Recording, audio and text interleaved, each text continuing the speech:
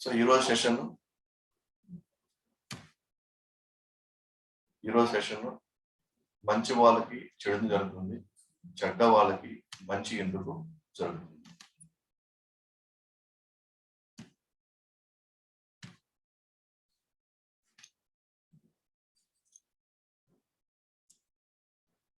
So మనందరికీ ఈ అనుభవాలు ఉన్నాయి.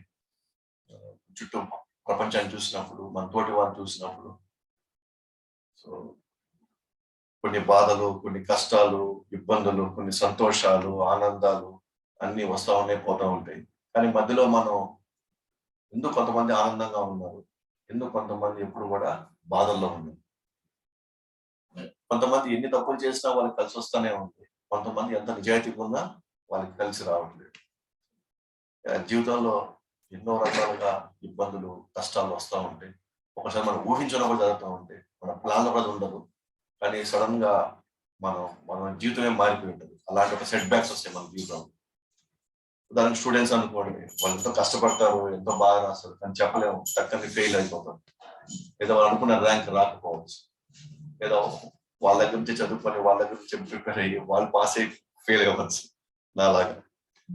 సో ఎన్నో జరుగుతా ఉన్నాయి జీవితంలో. కానీ ఆ టైంలో మనం షేక్ అయిపోతాం అన్నమాట, ఎందుకు జరుగుతుంది అని ఆలోచించి మనం ఒక నిర్ణయం తీసేసుకుంటాం. కానీ ఆ నిర్ణయం మంచి చేస్తుందో చెడు జరుగుతుందో, అదే మన జీవితంలో ఎటువంటి మలుపులు తీసుకొస్తే మనం చెప్పలేము.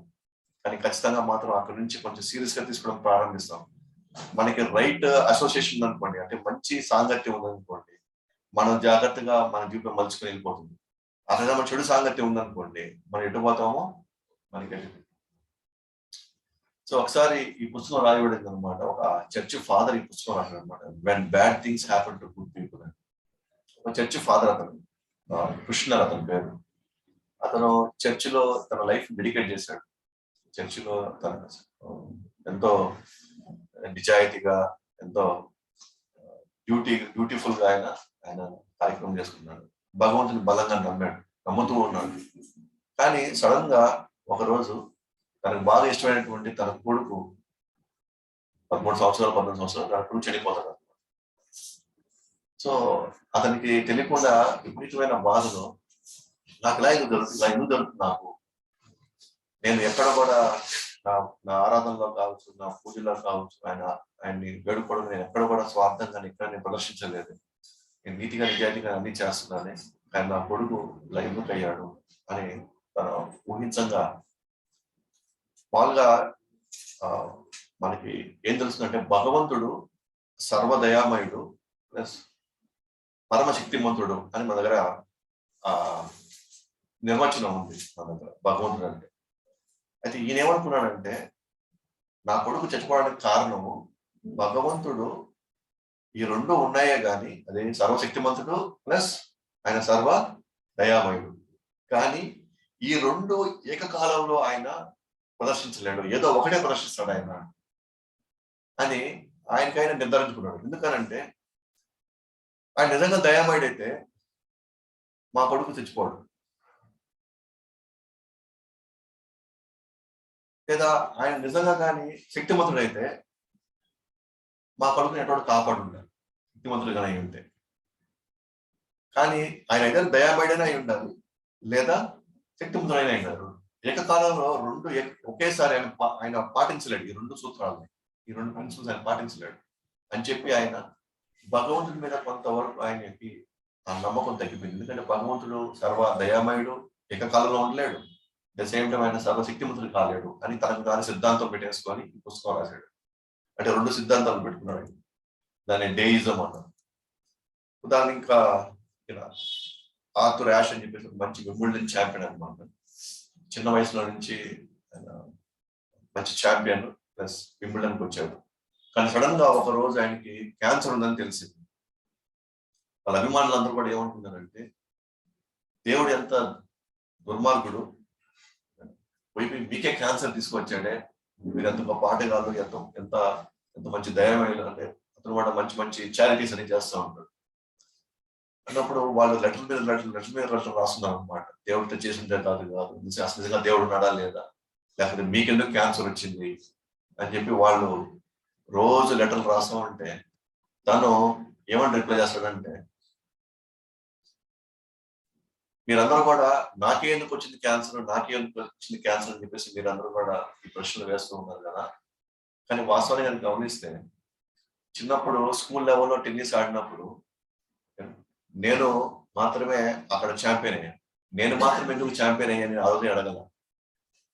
ఆ తర్వాత కాలేజీ లెవెల్లో, డిస్ట్రిక్ట్ లెవెల్లో పెరిగి పెరిగి పెరిగి ఎన్నో కొన్ని వేల కోట్ల మందిలో నేను మాత్రమే ఛాంపియన్ అయినప్పుడు అప్పుడు అడగలే మనం భగవంతుని, ఈయన మాత్రం ఎందుకు ఛాంపియన్ చేశాము.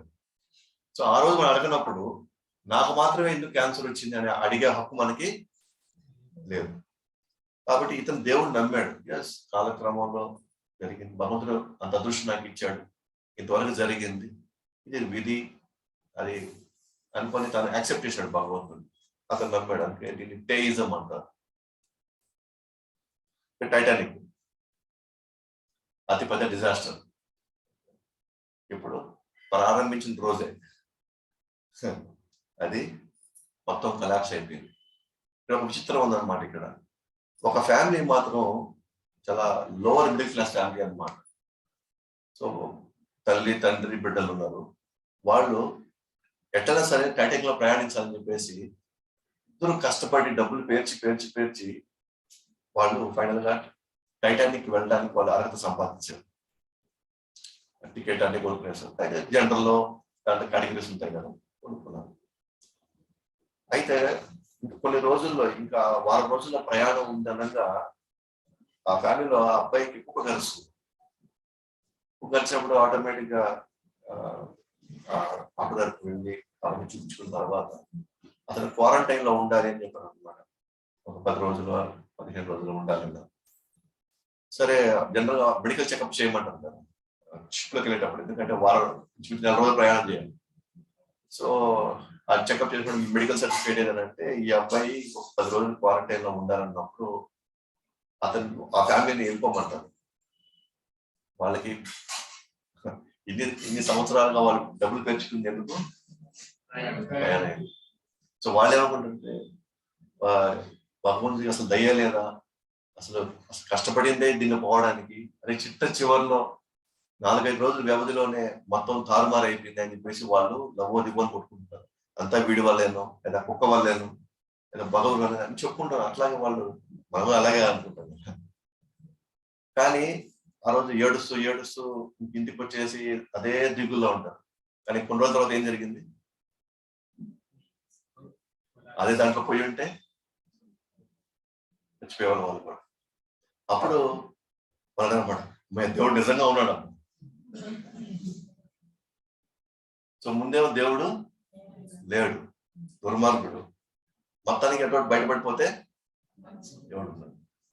అంటే మన జీవితంలో జరిగే కొన్ని అశుభాలకి దేవుడు లేనట్టు, శుభాలు జరిగితే దేవుడు ఉన్నట్టు. ఒక విధంగా చెప్పాలంటే నిజంగా అసలు ఈ సిస్టమ్ ఎలా పనిచేస్తుంది, అసలు ఈ కాస్మిక్ సిస్టమ్. సో ఎట్లా, ఏ విధంగా మనం అర్థం చేసుకోవాలి అంతా కూడా. ఒక్కోసారి మనకు బాగా నచ్చింది వాస్తవానికి ఎప్పుడో మనకి కీడు చేయొచ్చు. ఒక్కోసారి మనకు నచ్చంది మనకి మేలు చేయొచ్చు. కాబట్టి కేవలం నా మనసుకి బాగుంది, నా మనసుకి బాగలేదు, ఈ రెండు డిసైడ్ చేయలేము ఇది మంచి అయితే చేయడానికి. అసలు నా లైఫ్ లో తీసుకుందాం, నేను ఎంఎస్సీలో కానీ ఫెయిల్ కానీ కాకుండా ఉంటే నేను అసలు ఈ రూట్కే వచ్చేవాడిని కాదేమో. సో జీవితం అంతా అందరిలాగే టెన్షన్ పడుతూ భయపడుతూ పరిగిస్తా నిజంగా తలుచుకుంటే ఎంత దారుణంగా ఉండేదని ప్రవచించింది. సో ఆ ఫెయిల్యూర్ నా లైఫ్ లో ఎందుకు వచ్చింది, అసలు ఎందుకు ఇలా జరుగుతుందని నెక్స్ట్ నన్ను భగవద్గీతకి నన్ను ఇంట్రొడ్యూస్ చేసింది. భగవద్గీతలో నాకు అవకాశం వచ్చింది. అప్పుడు నేను ఈ సిస్టమ్, ఈ సిద్ధాంతం ఎలా పనిచేస్తుంది నాకు అర్థం కావడం వల్ల నేను బలమైన నిర్ణయం తీసుకొని ఈ రోజు నాకు నచ్చినట్టుగా నాకు హాయిగా నేను ఉండగలుగుతున్నాను. మెయింటెనెన్స్ అంటారా మిగతా అంటారా, భగవంతుడు నిజంగా వండర్ఫుల్ గా నేను చూడగలుగుతున్నా ఎలా భగవంతుడు మెయింటైన్ చేస్తాడని. మన జరిగే చెడు అంతా కూడా మనకేమి గందరగోళపరచదు, లేదా మన జరిగే మంచి మొత్తం మనం తీసుకొచ్చి మనకేమో పూలబాటు వేయదు. ఇక్కడ ఎన్నో మలుపులు ఉంటాయి. ఇక్కడ ఇవాళ చెడు, రేపు మనకు మంచి జరగవచ్చు, ఇవాళ మంచి, రేపు చెడు జరగవచ్చు. కాబట్టి అయితే మనం మొదటి సిస్టమ్ అర్థం చేసుకోవాలి. ఏది మంచి ఏది చెడు ఎట్లా నడుచుకోవాలని. అయితే ఇలా చాలా మందికి కొంత ఇబ్బందులు కష్టాలు ఎన్నెన్నో ఉన్నాయి. బట్ అవన్నిటికీ ఎవరు రెస్పాన్సిబుల్, ఎవరు బాధ్యులు అంటే భగవంతుడు ఆ రెస్పాన్సిబుల్ దీనికి. నాకు జరిగేటువంటి మంచి చెడులకి భగవంతుడు రెస్పాన్సిబుల్. కానీ మన ప్రతిదీ కూడా భగవంతుడి మీద వదిలేస్తుంటాం, ఈయనే బాధ్యుడు అని. కాబట్టి చూద్దాం ఎవరు రెస్పాన్సిబుల్ అనేది. సో మొదటి రోజు మనం ఒక సంతోషాన్ని రాంగ్ ప్లేస్ వెళ్తూ ఉన్నాము. రెండో రోజు అసలు పైన ఇంకెవరైనా ఉన్నారా అని చూసినప్పుడు ఎస్ భగవంతుడు ఉన్నాడు పైన అని మనం తేల్చాము. నేను ఎవరిని అంటే నేను ఆత్మని మనం తెలుసుకున్నాము. ఆ ఒక భగవంతుడు ఎవరు అన్నప్పుడు అది కృష్ణుడు అని మనం తెలుసుకున్నాము. ఇవాళ నేను ఎక్కడున్నాను, నేను ఇక్కడ ఎందుకున్నాను, అసలు నేను ఎక్కడున్నాను, ఎందుకున్నాను. బేసిక్ సెట్టింగ్స్ లో ఆన్లైన్ లో ఓల్డ్ స్లైడ్ కనిపిస్తుంది. బేసిక్ సెట్టింగ్స్ అంటే ప్రజెంట్ స్లైడ్ రావట్లేదు జూమ్ లో. ఓల్డ్ స్లైడ్ ఆగిపోయింది. బేసిక్ సెట్టింగ్స్ మార్చు.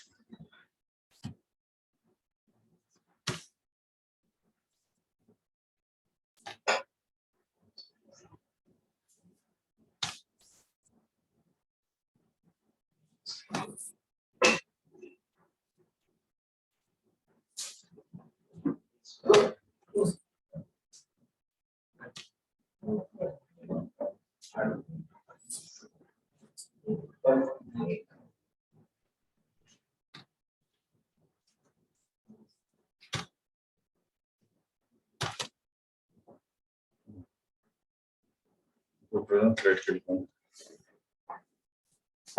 ప్రజెంట్ స్లైడ్ కదా, ఇది హ్యాంగ్ అయిపోయింది ఇప్పుడు దాకా.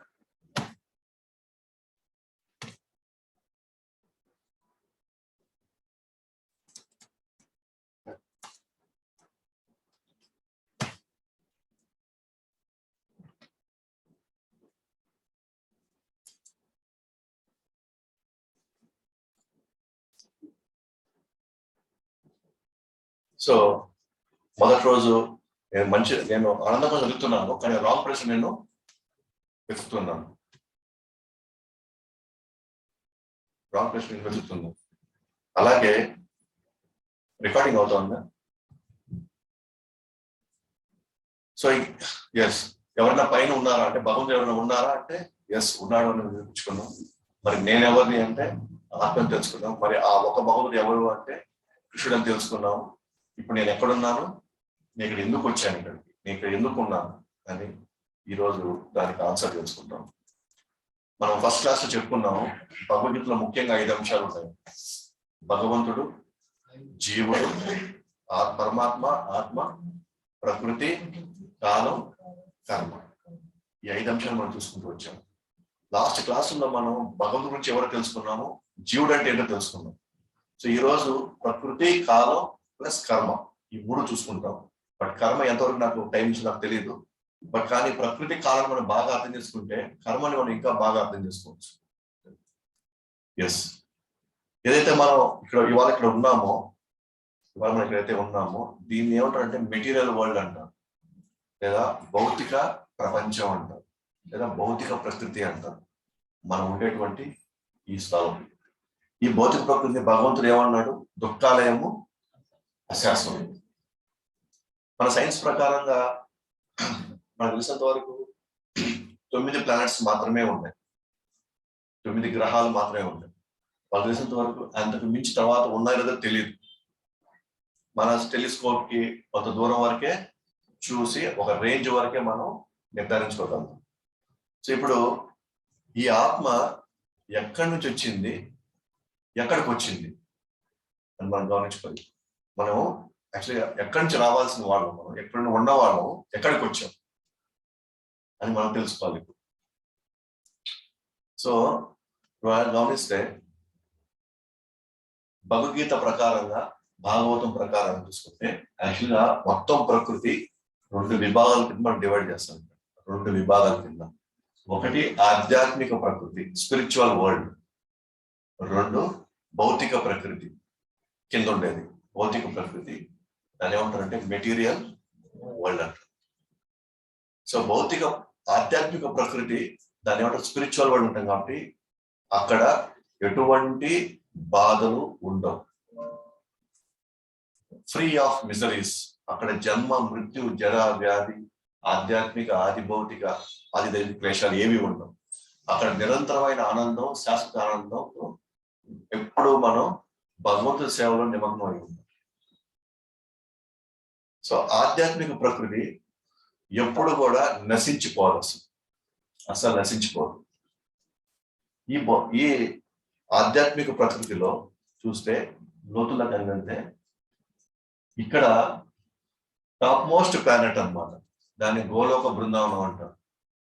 అక్కడ కృష్ణుడు తన ఎట్లయితే ఈ బృందావనం ఎట్లాగైతే ఆయన హాయిగా అందరితో యశోదమాత గోపికలు గోపబాలు వచ్చి ఏదైతే మనం ఇక్కడ ఉత్తరప్రదేశ్ లో బృందావనం ఏదైతే ఉందో అదే సెటప్ యాక్చువల్ అది ఆధ్యాత్మిక ప్రపంచాన్ని దింపాడు అన్నమాట, కింద తీసుకొచ్చి దింపాడు దాన్ని. సో భగవంతుడు అక్కడ గోవులను మేపుతూ ఉంటాడు. సో అలాంటి వాతావరణం అన్నమాట గోలోకం. దాని కింద ఇంకొక వరుస ఉందన్నమాట. అక్కడ ఏముందంటే మథురా ధామం ఉంది. మథుర అక్కడ కృష్ణుడు బృందాలో ఉన్న వేషంలో ఉన్నాడు, ఇంకో వేషం. ఆ తర్వాత ద్వారకా ధామం ఉంది, అక్కడ కృష్ణుడు రాజులాగా ఉంటాడు. ఆ తర్వాత కిందకు వస్తే అయోధ్య ధామం ఉంది, అక్కడ రాముడు నివసిస్తాడు. ఇంకా ఎత్తుకుంటే ఇక్కడ అనేక వైకుంఠ గ్రహాలు ఉన్నాయి. ఇక్కడ అన్నిట్లో కూడా ఒక్కొక్క అవతారం ఒక్కొక్క ప్లానెట్ లో ఉంటుంది. నరసింహ అవతారం, కూర్మ అవతారం, వరాహ అవతారం. ఈ విధంగా విష్ణు అవతారాలన్నీ కూడా ఆధ్యాత్మిక ప్రకృతిలో అనేక లోకాల్లో ఉండడం. ఇవి శాశ్వత అవతారాలు, శాశ్వత లోకాలు. మనకి నరసింహస్వామి ఇష్టమై ఉండి మనం చనిపోయే నరసింహస్వామి కలుసుకుంటే నరసింహస్వామి ఉన్నటువంటి ఆ గ్రహానికి వెళ్తాం. ఉదాహరణ ప్రహ్లాదుడు ఎక్కడ పోయి ఉంటాడు? ప్రహ్లాదుడు నరసింహస్వామి దగ్గరికి. ఆంజనేయ స్వామి ఎక్కడికి వెళ్ళి ఉంటాడు? అయోధ్యకి వెళ్ళి ఉంటాడు. సో మనకి ఏ అవతారం మీద ఆయన అంటే భగవంతుడే, ఆయన రూపాలే కాబట్టి అవన్నీ కూడా విష్ణుతత్వే కాబట్టి విష్ణుత్వంలో ఉన్న ఏ అవతారానికైనా సరే మనల్ని కర్మబంధం నుంచి బయటపడేటువంటి అవకాశం శక్తి ఎవరికి ఉన్నాయి? విష్ణు అవతారాలు మాత్రమే ఉన్నాయి. ఇవి శాశ్వత లోకాలు, వైకుంఠ లోకాలు. ఇవన్నీ కూడా వైకుంఠ లోకాలు. సో మనం యాక్చువల్గా చెప్పాలంటే మనం ఆ వైకుంఠ లోకాలకు చెందిన వాళ్ళు యాక్చువల్గా. కానీ దురదృష్టవశాత్తు ఇక్కడ ఇంకొక లోకం ఉంది. దీన్ని ఏమంటారంటే భౌతిక ప్రకృతి లేదా భౌతిక ప్రపంచం అంటారు. ఇక్కడ దీన్ని కుంఠం అంటారు అనమాట. కుంఠం అంటే ఇక్కడ కేవలం బాధలే ఉంటాయి. ఇక్కడ ఏంటి ఆ బాధలు?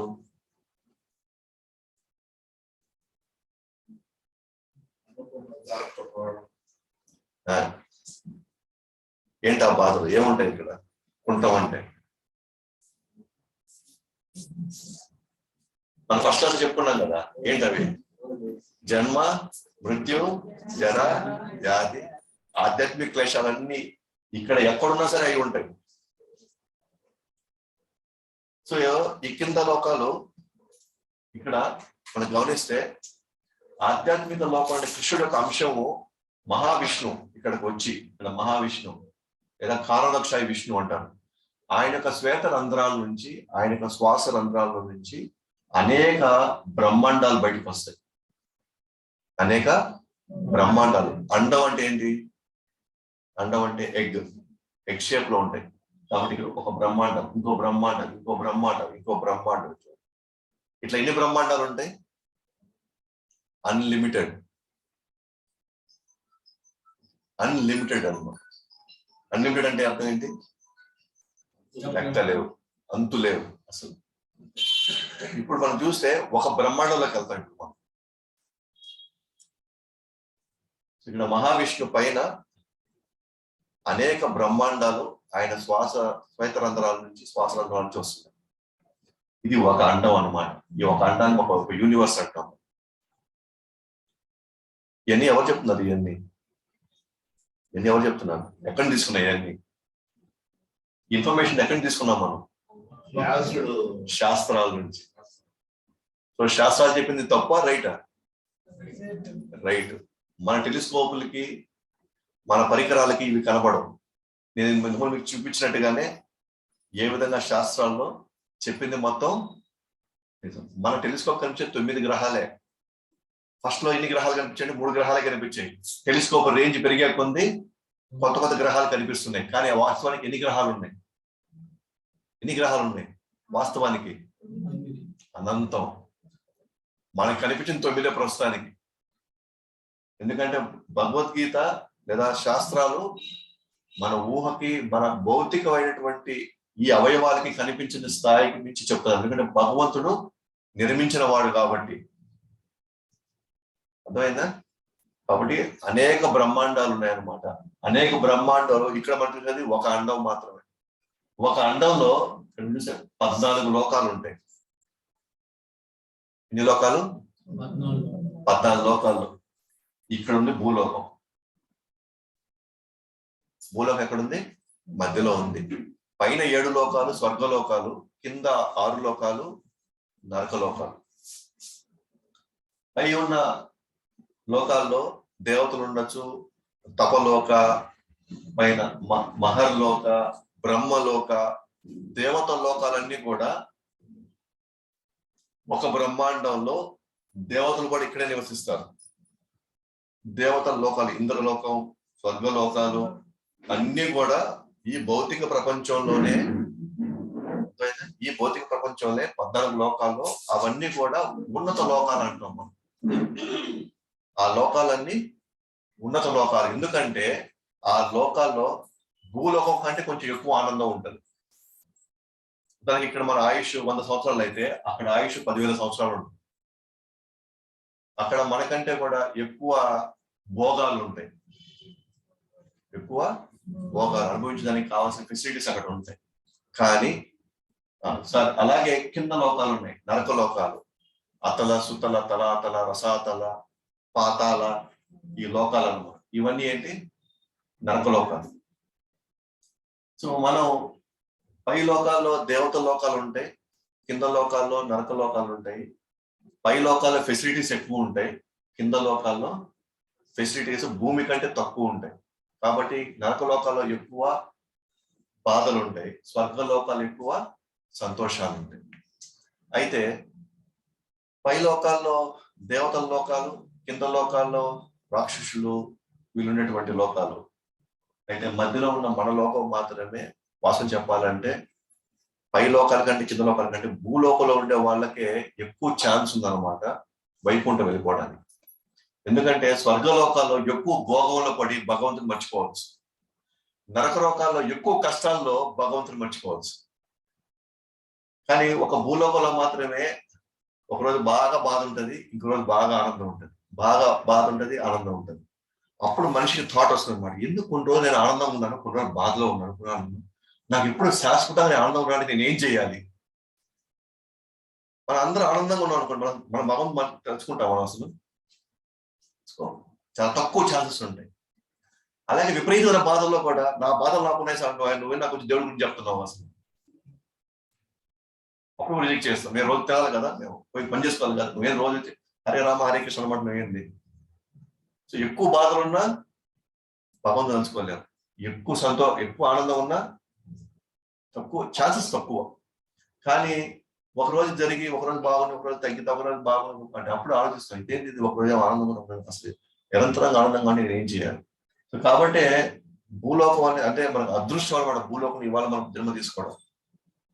ఈ శరీరంతో మనం స్వర్గలోకాలు తీసుకోవచ్చు, నరకలోకాలు తీసుకోవచ్చు. కానీ భూలోకం రావడం అంటే ఇది కర్మభూమి అన్నమాట. మన కర్మల్ని మార్చుకోవడానికి మంచి అవకాశం. మన కర్మని తగ్గొట్టుకోవడానికి, మన కర్మల నుంచి మనం విడుదల అవ్వడానికి భూలోకం చాలా అనువైనటువంటి లోకం. ఆ భూలోకంలో భారతదేశంలో పుట్టడం. ఇప్పుడు మనం ఒక సెషన్కి వెళ్తే అక్కడ ఒక foreigner Hare Krishna devotee foreigner మాకు టీచర్ గా అన్నాడు. నేను కృష్ణ అనే పేరే 12 సంవత్సరాల తర్వాత విన్నాను. నేను కృష్ణ అనే పేరు 12 సంవత్సరాల తర్వాత నేను విన్నాను. మనం ఎన్ని సంవత్సరాలు విన్నాం కృష్ణ పేరు? ఎప్పుడు విన్నాం? పుట్టినప్పటి నుంచే వింటున్నాం. అంటే మనం ఎంత అదృష్టం ఉన్నాం చిన్నప్పటి నుంచి మనం పుట్టడానికి. మరి అక్కడ భారతదేశంలో మనం పుట్టడం ఇటు చూస్తే మన భగవన్ నామాలు మనకు వినిపిస్తా ఉంటాయి. సో భూలోకం మధ్యలో ఉంటుంది, స్వర్గలోకం. అయితే ఇక్కడ కామన్ థింగ్ ఏంటంటే ఏ లోకానికి పోయినా సరే జన్మ మృత్యు జరా వ్యాధి ఉంటాయి. కాకపోతే స్వర్గలోకాల్లో చాలా లేటుగా వస్తాయి. 10,000 సంవత్సరాలప్పుడు ఎప్పుడో ముసలితనం వస్తుంది, ఎప్పుడో రోగం వస్తుంది. కానీ ఖచ్చితంగా ఆ బ్రహ్మ భువన లోకాలు ఏ లోకానికి పోయినా సరే అన్ని దుఃఖ ప్రదేశాలే. కృష్ణుడు అంటాడు భగవద్గీత, ఈ లోకాలు ఎటు పోయినా సరే మనకి దుఃఖ ప్రదేశాలు. కాకపోతే మనకంటే ఫెసిలిటీస్ అక్కడ ఎక్కువ ఉంటాయి అంతే. కానీ మృత్యు జన్మ ఇవన్నీ కామన్. కాకపోతే అక్కడ కొన్ని ఫెసిలిటీస్ బాగుంటాయి కాబట్టి అంత ఎక్కువ మనం బాధపడం, కానీ అక్కడ కూడా బాధలు ఉంటాయి. అయితే వైకుంఠ లోకాలు శాశ్వత లోకాలు అయితే ఈ లోకాలు ఎప్పటికప్పుడు నశించిపోతుంటాయి, మళ్ళీ పుడతా ఉంటాయి, నశించిపోతుంటాయి, మళ్ళీ పుడతా ఉంటాయి. ప్రళయం వచ్చినప్పుడు మొత్తం నాశనం అయిపోతాయి. ఈ భౌతిక లోకాలన్నీ కూడా చివరికి వెళ్ళి ప్రళయం వచ్చినప్పుడు శివుడు తాండవం చేసి ప్రళయం వచ్చినప్పుడు ఈ భౌతిక లోకాలన్నీ మళ్ళీ విష్ణు గర్భంలోకి వెళ్ళిపోతాయి. విష్ణు గర్భానికి మళ్ళీ వెళ్ళిపోతాయి. మళ్ళీ కొత్త సృష్టి వచ్చినప్పుడు మళ్ళీ ఇది సృష్టి ఆరంభం అవుతుంది. కానీ ఆధ్యాత్మిక ప్రపంచం మాత్రం అలాగే ఉంటుంది. శాశ్వత లోకాలు అవి, శాశ్వత ఆనంద లోకాలు. అవి కాలానికి అతీతంగా ఉంటాయి. అందుకని ఆచార్యులు, రామాచార్యులు, మధ్వాచార్యులు, శంకరాచార్యులు లాంటి వాళ్ళు చెప్పేటప్పుడు దయచేసి వైకుంఠాలకు వెళ్ళిపోండి అంటున్నారు. ఎందుకంటే అక్కడ మాత్రమే మనకు కావాల్సినటువంటి అసలైనటువంటి ఆనందము, శాశ్వతంగా ఉండే ఆనందం అక్కడ మాత్రమే ఉంటుంది. అందుకని మన ఆచార్యులు అందరూ కూడా ఏం చెప్తున్నారు మనకి, తిరిగి వైకుంఠానికి వెళ్ళిపోండి, నారాయణ చేరుకోండి, కృష్ణుని చేరుకోండి అని వాళ్ళు ప్రచారం చేస్తారు. అందుకే నిన్న కూడా అని చెప్పాను, అన్ని మత గ్రంథాలు 2 పాయింట్ల దగ్గర ఏకీభవిస్తాయి. ఒకటేంటి అంటే నువ్వు భగవంతుడిని నువ్వు ప్రేమపూర్వకంగా నువ్వు ఆరాధించు అనేటువంటి ఆ స్టేట్మెంట్ అన్ని మత గ్రంథాల్లో ఉంటుంది. రెండో స్టేట్మెంట్ అంటే నువ్వు భగవంతుడి రాజ్యానికి తిరిగి వెళ్ళిపో అని చెప్తాయి. ఎందుకంటే మనం యాక్చువల్గా భగవంతుడు రాజ్యం చెందిన వాడు. ఏంటి భగవంతుడి రాజ్యం? ఇక్కడ వైకుంఠ లోకాలు. కాబట్టి నీ సొంతనికి నువ్వు వెళ్ళిపో, తిరిగి వెళ్ళిపో. ఇది నీ సొంత ఇల్లు కాదు. ఈ ఇల్లు ఎప్పుడైనా సరే నశించిపోవాల్సిందే. మనం ఎన్ని కట్టుకున్నా సరే ఇక్కడ నుంచి మనం ఒక రోజు ఇక్కడ నుంచి ఖాళీ చేయాల్సిందే. మనం శాశ్వతం ఇక్కడ మనం ఉండలేము. మనమే కాదు, దేవతల లోకాలు కూడా శాశ్వతం కాదు. దేవతల లోకాలు కూడా శాశ్వతం కాదు. అందుకనే దేవతల్ని మనం మొక్కినప్పుడు దేవతల్లో ఇచ్చే వరాలు కూడా మనకి అశాశ్వతంగానే ఉంటాయి. ఎందుకంటే వాళ్ళే శాశ్వతం కాదు. కాబట్టి మనకి ఎట్లా శాశ్వతం ఏమి ఇస్తారు వాళ్ళు? శాశ్వతం ఎవరు ఇవ్వగలుగుతారు? శాశ్వతమైనవి ఎవరు ఇవ్వగలుగుతారు? కృష్ణుడు లేదా విష్ణువు ఇవ్వగలుగుతాడు. ఎందుకంటే ఆయన శాశ్వతము, ఆయన లోకాలు శాశ్వతం. కానీ దేవతలు వాళ్ళే అశాశ్వతం. వాళ్ళకే ఆ శక్తులు ఎవరిచ్చారు? భగవంతుడు ఆ శక్తులు వాళ్ళకి ఇచ్చారు పాలించమని. సో వాళ్ళు మనకి ఇచ్చేది ఏది ఇచ్చినా సరే అది అశాశ్వతంగానే ఉంటుంది. మరి మనం శాశ్వతమైంది కావాలా, అశాశ్వతమైంది కావాలా? శాశ్వతమైంది కావాలి అనుకుంటే మాత్రం మనం విష్ణు, కృష్ణ వీళ్ళని మాత్రమే మనం పూజించాలి. లేదు నాకు సంబంధం లేదు, నాకు కోరికలకి నాకు అవి కావాలంటే ఎస్, మనకి ఫుల్ చాయిస్ ఉంది. మనకి ఫుల్ చాయిస్ ఉంది. సో శాశ్వతంగా మనం తిరిగి మళ్ళీ రాకుండా అక్కడే నిరంతరమైన ఆనందం పొందాలా, లేదో తాత్కాలికమైనటువంటి పరిష్కారాలు తెచ్చుకుంటూ ఇప్పుడే నాకు కావాల్సింది ఇలా కావాలనేది ఎవరికి ఉంది? ఆ చాయిస్ ఎవరికి ఉంది? మనకు. మనం గమనిస్తే ఇక్కడ సో అక్కడ మనం ఉండాల్సి చెందిన వాళ్ళు, ఇక్కడ చెందిన వాళ్ళము. కానీ దురదృష్టం కొద్దీ కొంతమంది దురదృష్టం కొద్దీ ఈ లోకానికి వచ్చేసాం. ఎందుకు వచ్చామట్లా? ఏం అవసరం వచ్చింది రావడానికి? భగవంతుని బలవంతంగా మెడబెట్టి కొంతమందిని మాత్రం కక్ష తెచ్చుకొని ఆయన నెట్టేశాడా? అంటే అంత ఆయన పక్షపాత. కొంతమంది మీద మాత్రమే ఆయన గురి పెట్టి వీళ్ళ శాశ్వతంగా వీళ్ళు అనుభవించాలి వీళ్ళని చెప్పేసి కావాలని మనల్ని నెట్టేశాడా? ఎందుకు ఇక్కడికి రావాల్సి వచ్చింది, ఎందుకు అశాశ్వతమైనటువంటి నిరంతరం జన్మ మృత్యు జర వ్యాధి అనేటువంటి ఇలాంటి పరిస్థితులకు మనం ఎందుకు నెట్టబడము. దానికని మనం గమనిస్తే yes, why has the soul come here, ఎందుకు ఈ ఆత్మ ఎక్కడికి వచ్చేది. స్వచ్ఛంగా ఉండాల్సిన ఇలాంటి ఆత్మ శరీరం తీసుకోవాల్సిన పరిస్థితి ఎందుకు వచ్చింది. స్వచ్ఛమైనటువంటి నీటి బిందువు భూమి మీద పడంగానే ఏమవుతుంది, మురికైపోతుంది. సో స్వచ్ఛమైన ఆత్మ వైకుంఠాన్ని చెందాల్సి వచ్చాడు. స్వచ్ఛమైన ఆత్మ శరీరం ఎందుకు తీసుకుంది ఇక్కడికి వచ్చి అని అంటే, వచ్చిన తర్వాత ఏమవుతుంది, నేను ఆత్మనే మర్చిపోతాను. ఆత్మను మర్చిపోయి మనం ఏమన్నా, నేను ఈ శరీరాన్ని, నేను ఇంజనీర్ని, నేను డాక్టర్ని, నేను పలానా వాళ్ళ కొడుకుని, మాది పలానా వంశం, మాది పలానా ఊరు అంటుంది. కానీ వాస్తవానికి ఇవేవి నా ఒరిజినల్ ఐడెంటిటీ కాదు. కానీ మనం ఎలా తీసుకుంటున్నాం, ఇవన్నీ నావే, నా పేరు దీని మీద రాసింది, శాశ్వతంగా నా దగ్గరే ఉంటాయి, ఈ భావంలో మనం ఉంటున్నాం. కానీ వాస్తవానికి మనం అసలు ఈ లోకానికి కావచ్చు, ఈ ప్రకృతి మన చెందిన వాళ్ళమే కాదు. ఆత్మ పైన ఈ ప్రకృతి మన కవరింగ్ ఇచ్చింది అంతే. స్థూల శరీరం రూపంలో, సూక్ష్మ శరీరం రూపంలో మనకి కవరింగ్ ఇచ్చింది. ఇప్పుడు ఆ కవరింగ్ పోతేనే ఒరిజినల్ మన సంతోషం, తిరిగి మనం వెళ్ళిపోతాము. కానీ మనం రకరకాల కుటుంబాల్లో, రకరకాల పరిస్థితుల్లో, రకరకాల బ్యాగేజ్ చేసుకొని వచ్చాయి. వెనకాల లగేజ్ ఏంటా లగేజ్, కర్మలు, రుణాలు, బ్యాగేజ్ చేసుకొని వచ్చాం మనం. సో ఎందుకు రావాల్సి వచ్చింది ఈ విధంగా, ఎందుకంటే నేను భగవంతుడికి మించి నేను ఆనందం పొందాలి అనుకుంటున్నాను. భగవంతుడి నుంచి విడిపోయి నేను సెపరేట్ గా నేను ఆనందం పొందాలి అని అనుకున్నాను. అది దురదృష్టవశాత్తు జరిగింది, కానీ ఎప్పుడు జరిగిందని నేను చెప్పలేను. బట్ జరిగింది మాత్రం వాస్తవం. ఎప్పుడు ఏమో తెలియదు. కానీ ఆ లోకం నుంచి ఈ లోకానికి రావచ్చు. ఎందుకంటే ఎప్పుడైతే మనం భగవంతుడిని మించి లేదా భగవంతుడి నుంచి దూరంగా సంతోషం, ఆయనకంటే సంతోషపడాలని మనం అనుకున్నప్పుడు భగవంతుడు ఇక్కడికి పంపించాల్సి వచ్చింది. ఇది ఎలా అంటే, ఉదాహరణకి ఒక తల్లిదండ్రులు ఉన్నారు అనుకోండి,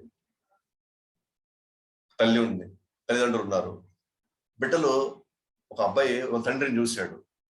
రోజు అతను కోటు సూట్ వేసుకొని అతను నడిచి వస్తుంటే ఎంతో మంది ఆయనకు మొక్కుతూ, ఆయన కార్లు తిరుగుతూ వస్తూ పోతూ ఉన్నాడు. వాళ్ళ తండ్రిని చూస్తున్నాడు. మా నాన్న నిజంగా ఎంత అనుభవిస్తున్నాడో, ఎంత ఆనందంగా ఉన్నాడో, నేను కూడా ఎప్పుడు అట్లా ఆనందపడతాను, నేను ఎప్పుడు ఆ విధంగా నేను జీవిస్తాను అని ఆలోచనలు మొదలైంది. అలా మొదలైన తర్వాత ఆలోచించాడు, ఓ మా నాన్న దగ్గర ఈ ఆస్తి పాస్తులు ఉన్నాయి కాబట్టి మా నాన్న ఇంత ఆనందంగా, ఇంత దర్జాగా, ఇంత హుందాగా ఆయన తిరుగుతున్నాడు.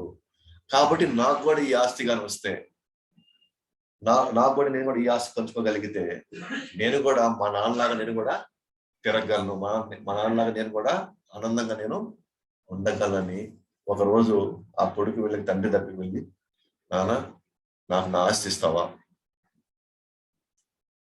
ఎందుకంటే నువ్వు చాలా ఆనందంగా ఉన్నావు, నువ్వు అనుభవిస్తున్నావు, హాయిగా అనుభవిస్తున్నావు, నేను అనుభవించాలంటే నాకు కూడా ఆస్తి కావాలి. సో తండ్రి చెప్పడం ప్రారంభించాడు, నేను నీ వల్ల కాదు, నువ్వు ఉండే పరిస్థితిలో నువ్వు నా సంరక్షణలో ఉంటే నువ్వు బాగుంటావు, నీకు ఆస్తి ఇచ్చి నీకు డబ్బులు ఇస్తే నువ్వు చెడిపోతావు, నీకు అనుభవం లేదు, దయచేసి నన్ను అర్థం చేసుకో అన్నాడు. కానీ మనం ఏమన్నాం, లేదు నాకు అన్నీ తెలుసు, నీ ఆనందానికి కారణం ఇవన్నీ ఉన్నాయి కాబట్టి నాది ఇచ్చేసి నాన్న బతిమలాడాడు అనమాట. వద్దు, పోవద్దు, చేయొద్దు అని అతను బతిమలాడాడు. లేదు నాకు కావాల్సింది, నన్ను చస్తావా చేస్తావా చెప్పు అని చెప్పేసి మనం అలిగాం, డోర్ వేసుకున్నాం, చచ్చిపోతానని బెదిరించాం.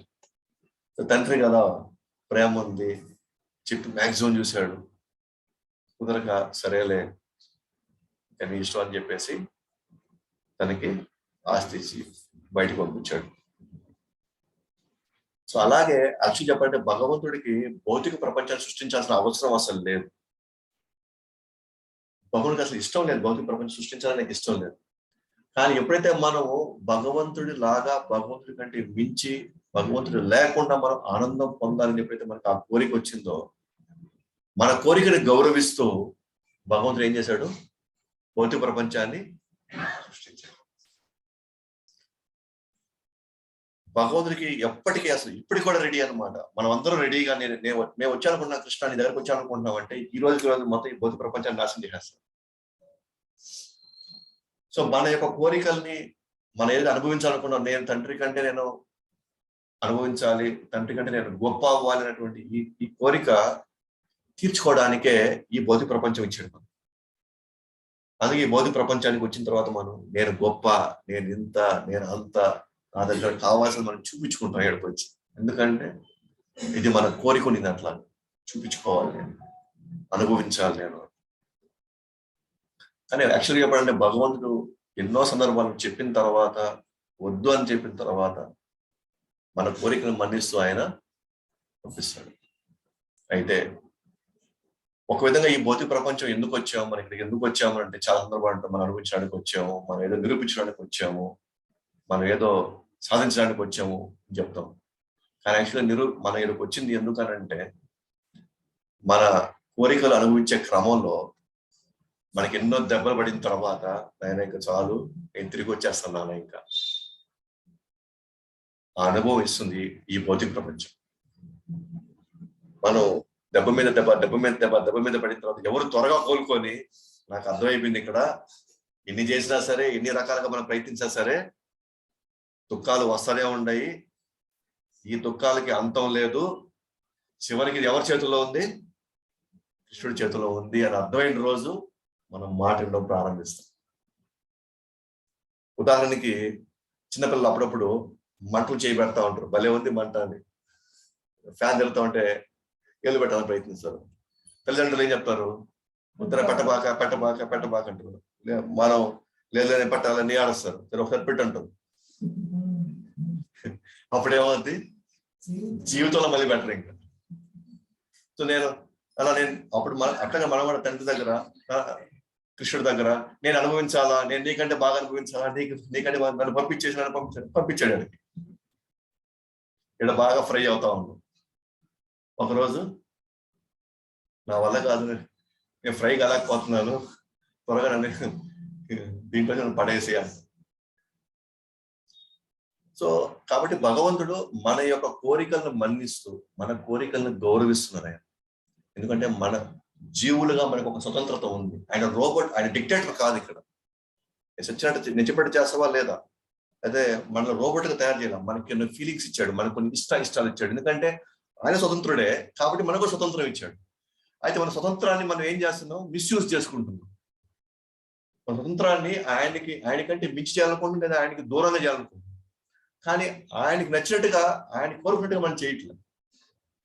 ఆయన కోరుకున్నట్టు మనం చేసుకున్నాం అనుకోండి, ఆయనకంటే మించిన ఆనందం మనం పొందగలం. ఇప్పుడు తల్లిదండ్రుల యొక్క తల్లిదండ్రుల నుంచి బిడ్డలు వచ్చినప్పుడు, ఈ బిడ్డలు తల్లిదండ్రులకు సహకరిస్తే అప్పుడు బిడ్డలకు ఏమవుతుంది? ఇంకా ఆనందం వస్తుంది. ఎందుకంటే తల్లిదండ్రులకు ఎంత సహకరిస్తారో తల్లిదండ్రులు అంత ఇంకా ఎక్కువ ఇస్తారు వాళ్ళు. కానీ తల్లిదండ్రులకి వ్యతిరేకంగా పోయి వాళ్ళు లేరనుకోండి, ఏమవుతుంది? ఖచ్చితంగా వాళ్ళు బాధపడాల్సి వస్తుంది. చూసుకోవాల్సింది ఏంటంటే ఎంత మనం సహకరించాలి భగవంతుడు. ఎంత మనం సహకరిస్తామో మనం అంతా ఆనందంగా ఉండదు. అలాగైతే బిడ్డలు ఎప్పుడైతే తల్లిదండ్రులు సహకరిస్తారో వాళ్ళకి కావాల్సిందంతా దొరుకుతుంది. సహకరించినప్పుడు ఖచ్చితంగా వ్యతిరేకం వస్తుంది, కష్టం రావడం మొదలవుతాయి. సో భగవంతుడే దయదలిచి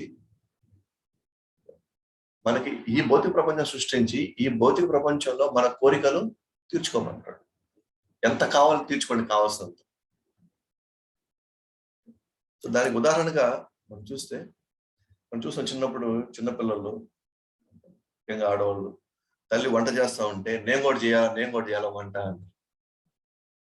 గ్యాస్ స్టవ్, సిలిండరు అవన్నీ ఉంటాయి కదా, గిబర్లు అన్నీ ఉంటాయి. నువ్వు చేస్తావు కదా, నేను కూడా చేస్తాను అంటాను. కానీ తల్లికి తెలుసు అది హ్యాండిల్ చేయలేరు అని.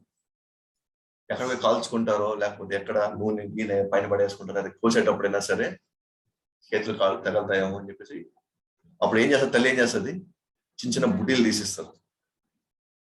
అనుభవం ఉందా? ఇప్పుడు తీసుకోగానే మనం సంతోషపడిపోయేసి ఆ బుడ్డీలు తీసుకొని వెళ్ళి దాంట్లో మట్టి వేసుకొని దాంట్లో కొన్ని ఆకులు వేసేసుకొని గ్యాస్ సిలిండర్ అన్ని ఆన్ చేసుకొని కొద్దిగా అటట అన్ని చేసుకున్న తర్వాత అందరూ ఫ్రెండ్స్ అంతా ఉంటారు, చిన్న చిన్న ఇక్కడ తీసుకొని చెప్పేసి అందరు తింటారు. ఎదురికే మళ్ళీ 1 గంట అయిపోద్ది, అందరు తిన్నారు కదా ఇప్పుడు. కానీ మళ్ళీ ఏమొస్తుంది, ఆకలి వేస్తుంది. ఇది ఒరిజినల్ ఆకలి. ఇది అప్పుడు ఎక్కడ పరిగెత్తాం మళ్ళీ, అమ్మ నాకు ఆకలి వేస్తుంది, ఇప్పుడు నువ్వు వండుకొని తిన్నావు కదా, అది ఒరిజినల్ కాదు, ఇది ఒరిజినల్. సో అలాగే ఈ భౌతిక ప్రపంచంలో యాక్చువల్ మనం పొందే ఆనందం ఒరిజినల్ కాదు. ఇది మనకి ఒరిజినల్ ఆనందం కావాలంటే తిరిగి మన తల్లి దగ్గరికి వెళ్ళిపోవాలి, అలాగే మన తండ్రి దగ్గరికి వెళ్ళిపోవాలి ఇక్కడ. సో మనం ఇక్కడ ఆ బుడ్డీలు, ఈ బుడ్డీలు, ఈ కార్లు, ఈ బిల్డింగ్లు, ఈ అన్ని చూసుకొని అబ్బా నేను భలే ఆనందంగా నేను అనుభవిస్తున్నాను చెప్పి ఆ చిన్నపిల్లలు ఎట్లాగైతే అది చేసుకునేటప్పుడు ఎంత ఆనందంగా ఉన్నారో మనం కూడా అట్లాగే ఆనందంగా ఉన్నాం. కొన్ని సంవత్సరాలు అయిన తర్వాత నాకు జాలి అనుభవం అని తిరిగి నాకు ఇంకా ఆకలేస్తుంది అని తిరిగి ఎట్లా వెళ్ళిపోతాము. సో మనం కూడా తిరిగి వెళ్ళిపోవాలి. కాబట్టి ఈ ప్రపంచం దుఃఖాల విరహాంతం కాబట్టి మరి భగవంతుడు ఎందుకు ఇది తయారు చేశాడు చూసినప్పుడు, నాకు మీకు ఆల్రెడీ మీకు ఆన్సర్ చెప్పాను, ఇంకొకసారి ఇక్కడ రిపీట్ అవుతుంది. ఒక సిటీ ప్లాన్ చేసుకున్నప్పుడు, ఒక సిటీ కట్టాలనుకున్న గవర్నమెంట్ అనుకున్నప్పుడు ఏమేమి కోరుకుంటుంది అంటే బిల్డింగ్లు, థియేటర్లు, హాస్పిటల్. ఒక సిటీ నిర్మించాలంటే ఇవన్నీ పెడతారు కదా, స్టేడియంస్ కడతారు, కాలేజెస్, రోడ్లు వేస్తారు, బ్రిడ్జ్లు కడతారు, మాల్స్ కడతారు. ఇది ఒక సిటీ ప్లాన్ చేయాలంటే టెంపుల్స్ కడతారు, అన్ని కడతారు. కానీ వీటన్నిటితో పాటు జైలు కూడా కడతారు. ఎందుకు కడతారు జైలు? సో ఇంత అనుభవించడానికి ఇవన్నీ ఇచ్చినా కూడా కొంతమంది ఉంటారు దీన్ని ఉల్లంఘించడానికి రెడీగా ఉంటారు, వీటికి వ్యతిరేకంగా వాళ్ళు కొంతమంది ఉంటారు. కాబట్టి వాళ్ళని ఈ జీవన స్రవంతిలో ఉండకుండా వాళ్ళని సపరేట్ గా ఇంకొక స్థావరంలో పెడతారు. దాన్ని ఏమంటారు? జైలు. కానీ గవర్నమెంట్ తెలుసుకుంటే నేను అనవసరంగా ఎందుకు జైలు కట్టడం, దానికి అంత ఖర్చు పెట్టడం ఎందుకు, తర్వాత కొంతమంది జైలర్స్ అక్కడ పెట్టి వాళ్ళకి శాలరీలు ఇవ్వడం ఎందుకు, వాళ్ళకి మళ్ళీ ఫుడ్, మళ్ళీ ఆ తర్వాత హాస్పిటల్ అన్ని తలకాయ నొప్పి కదా గవర్నమెంట్కి. ఎవడైతే తప్పైనా అంటే కాల్చిపడేసి ఉండొచ్చు కదా, కాల్చిపడేయచ్చు కదా. గవర్నమెంట్కి కావాల్సినంత డబ్బు మిగులుతుంది. వాళ్ళ వల్ల మళ్ళీ కోర్టులు కావాలి, మళ్ళీ ఆ కోర్టులు మళ్ళీ మెయింటైన్ చేయాలంటే మళ్ళీ కొన్ని వేల కోట్లు ఖర్చు అవుతుంది. మరి గవర్నమెంట్ ఎందుకు మెయింటైన్ చేస్తుంది జైలు? ఎందుకు మెయింటైన్ చేస్తుంది జైలు? గవర్నమెంట్ ఒక అవకాశం ఇవ్వాలని ప్రయత్నిస్తుంది. మార్పు వస్తుందిలే, ఖచ్చితంగా వీళ్ళు మార్పు జరగచ్చు. కాబట్టి మార్పు రావడానికి జైల్లో ఏముంటాయి? శిక్షలు ఉంటాయి. స్వతహాగా మంచోడే కానీ ఏదో రాంగ్ రూట్ లోకి వెళ్ళాడు, అతను సరి చేయడానికే జైల్లో 3rd degree, 2nd degree, 1st degree పనిష్మెంట్లు ఇస్తే ఒకరోజు ఇంక నేను జన్మలో ఇంక నేను చేయనానని చెప్పి అక్కడి నుంచి అతను విడుదలవుతాడు. అలాగే ఆధ్యాత్మిక ప్రపంచం అనేది హోల్ సిటీ అయితే భౌతిక ప్రపంచం జైలు. ఈ జైల్లో మనకి ఇక్కడ 3 రకాల శిక్షలు, 4 రకాల శిక్షలు: జన్మ, మృత్యు, జరా, వ్యాధి, ఆధ్యాత్మిక, ఆది భౌతిక, ఆది క్లేశాలు. ఇవి మనకి పనిష్మెంట్స్ ఇక్కడ. సో ఈ పనిష్మెంట్స్ ఎందుకు ఇచ్చే? ఈ పనిష్మెంట్స్ ఒకరోజు తెలుసుకొని నేను మళ్ళీ మారాలి, నాలో ఇవన్నీ కడగబడాలి, నేను తిరిగి నేను నా ప్రపంచానికి వెళ్ళిపోవాలి. కేవలం ఆ అనుభవం ఇవ్వడానికే, అనుభవం రావడానికే ఇవన్నీ జరుగుతున్నాయి. అంటే ఇవన్నీ పక్కా ప్లాన్ లో ఉన్నాయి. ఎవరి ప్లాన్ లో? భగవంతుడి ప్లాన్ లో ఉన్నాయి.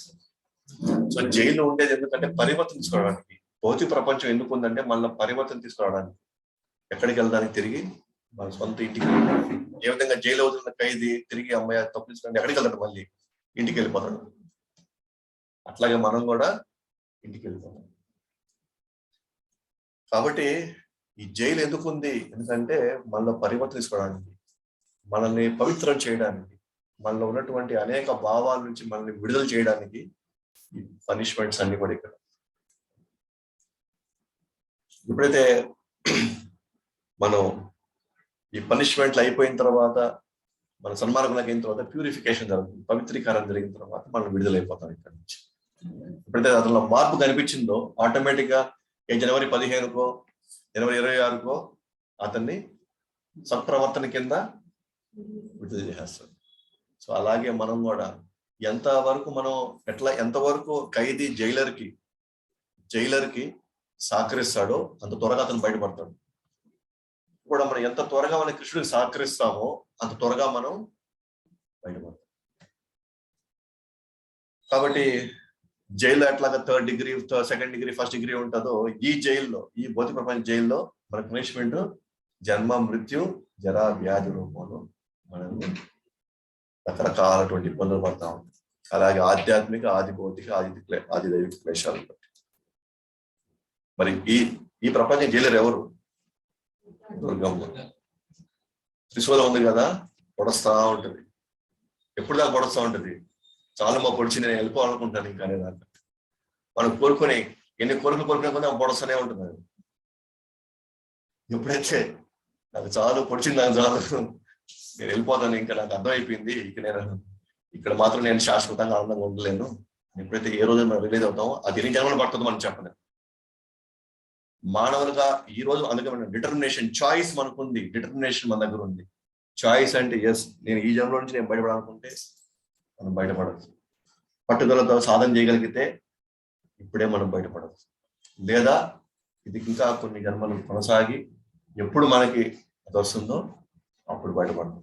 బట్ అప్పుడు దాకా మాత్రం ఫ్రైయింగ్. ఇక్కడ ఏ సైంటిస్ట్, ఏ ఇంజనీరు, ఏ డాక్టర్ ఏమి చేయలేరు ఇక్కడ. ఎందుకంటే వాళ్ళే ఇక్కడ ఉండరు. సో వాళ్ళే లేని వాళ్ళు ఇంకొన్నట్ట శాశ్వతంగా చేస్తారు. సో అవకాశం లేదు ఇక్కడ. ఇదంతా పక్కా ప్లాన్ లో. అందుకే కృష్ణుడు అన్నాడు భగవద్గీత 9వ అధ్యాయం 10వ శ్లోకంలో, మయ్యధ్యక్షేతైన ప్రకృతి స్వయతే సా చరాచరం. ఈ ప్రకృతి నా అధ్యక్షతను ఉంది దాన్ని. సో ఇంకేమన్నాడు, ఈ మాయ కూడా నా అతిక్రమణ శక్తే, దైవీహేషాపుణమై మమ మాయా దురత్యయ. అంటే దాటడం నీ వల్ల కాదు. ఎవరైతే మాయామేతాం తరంతిదే, ఎవరైతే నాకు శరణం పెడతారో వాళ్ళు సులభంగా బయటపడిపోతారు ఇక్కడి నుంచి. సో మానజన్మ యొక్క ఉద్దేశం వచ్చి ఇక్కడ సెటిల్ అవ్వడం కాదు. మానజన్మ ఉద్దేశం ఎంత త్వరగా మనం బ్యాక్ వెళ్ళిపోతాం.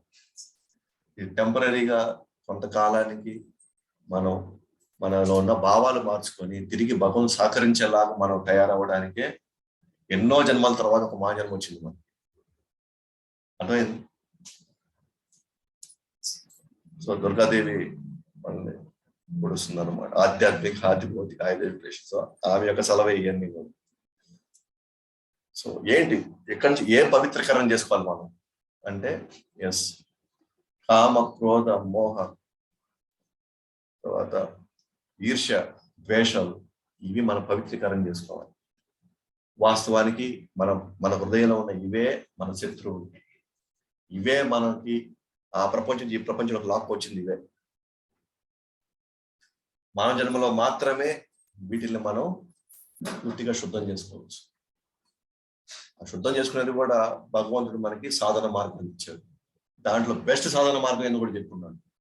ఈ సాధన మార్గం చెప్పి చాలా ఫాస్ట్ గా నువ్వు ప్యూరిఫై అయిపోతున్నాను. ఓకే, అవన్నీ తర్వాత చూద్దాం ఏంటి ఆ సాధన మార్గాలంటే.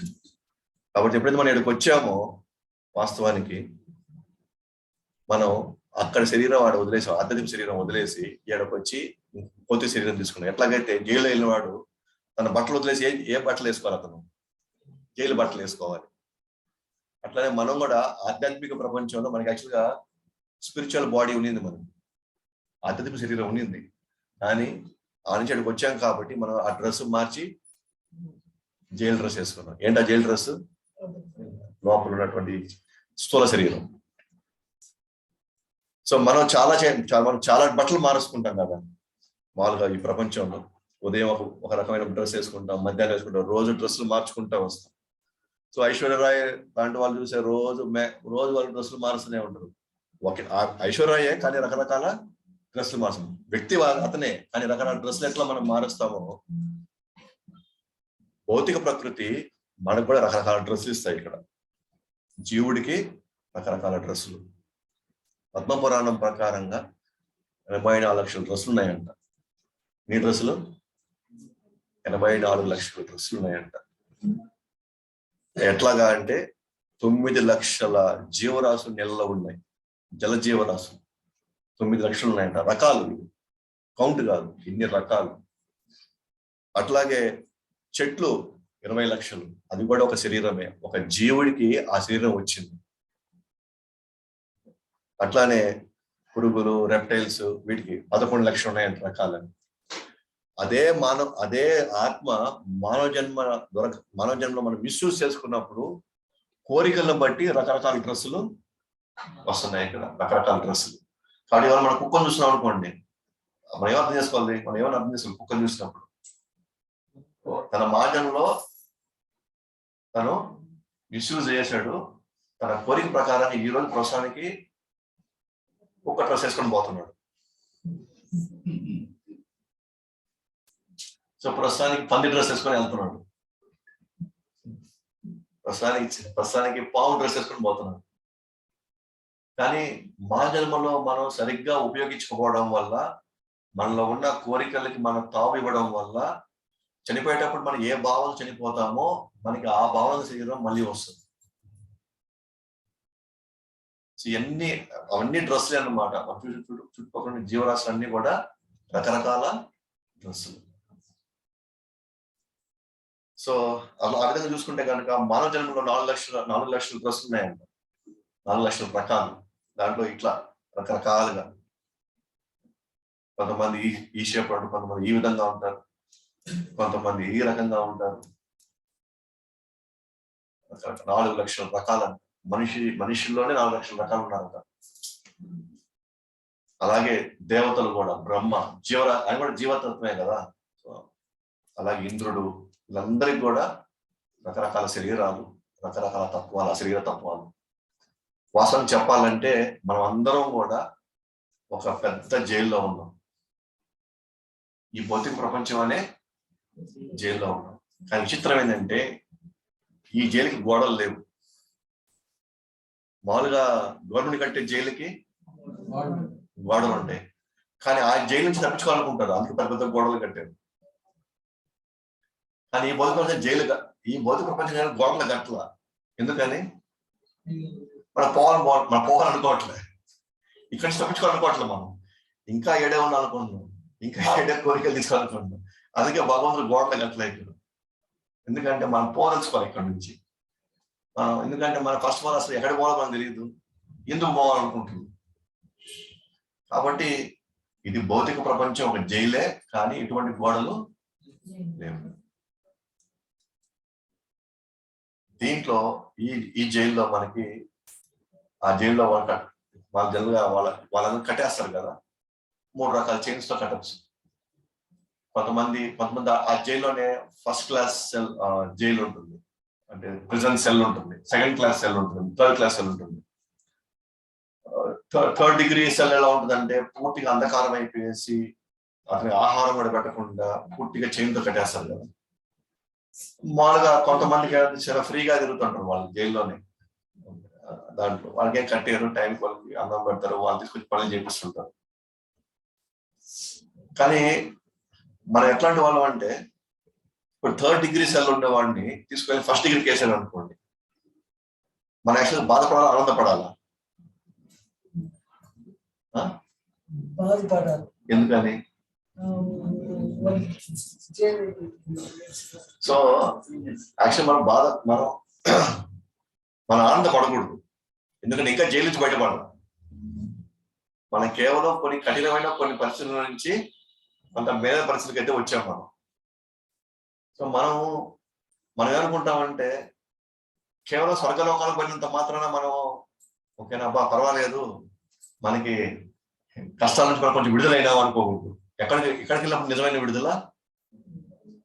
వైకుంఠం వెళ్ళినప్పుడు నిజమైన విడుదల, తిరిగి వెళ్ళిపోయినప్పుడు నిజమైన విడుదల.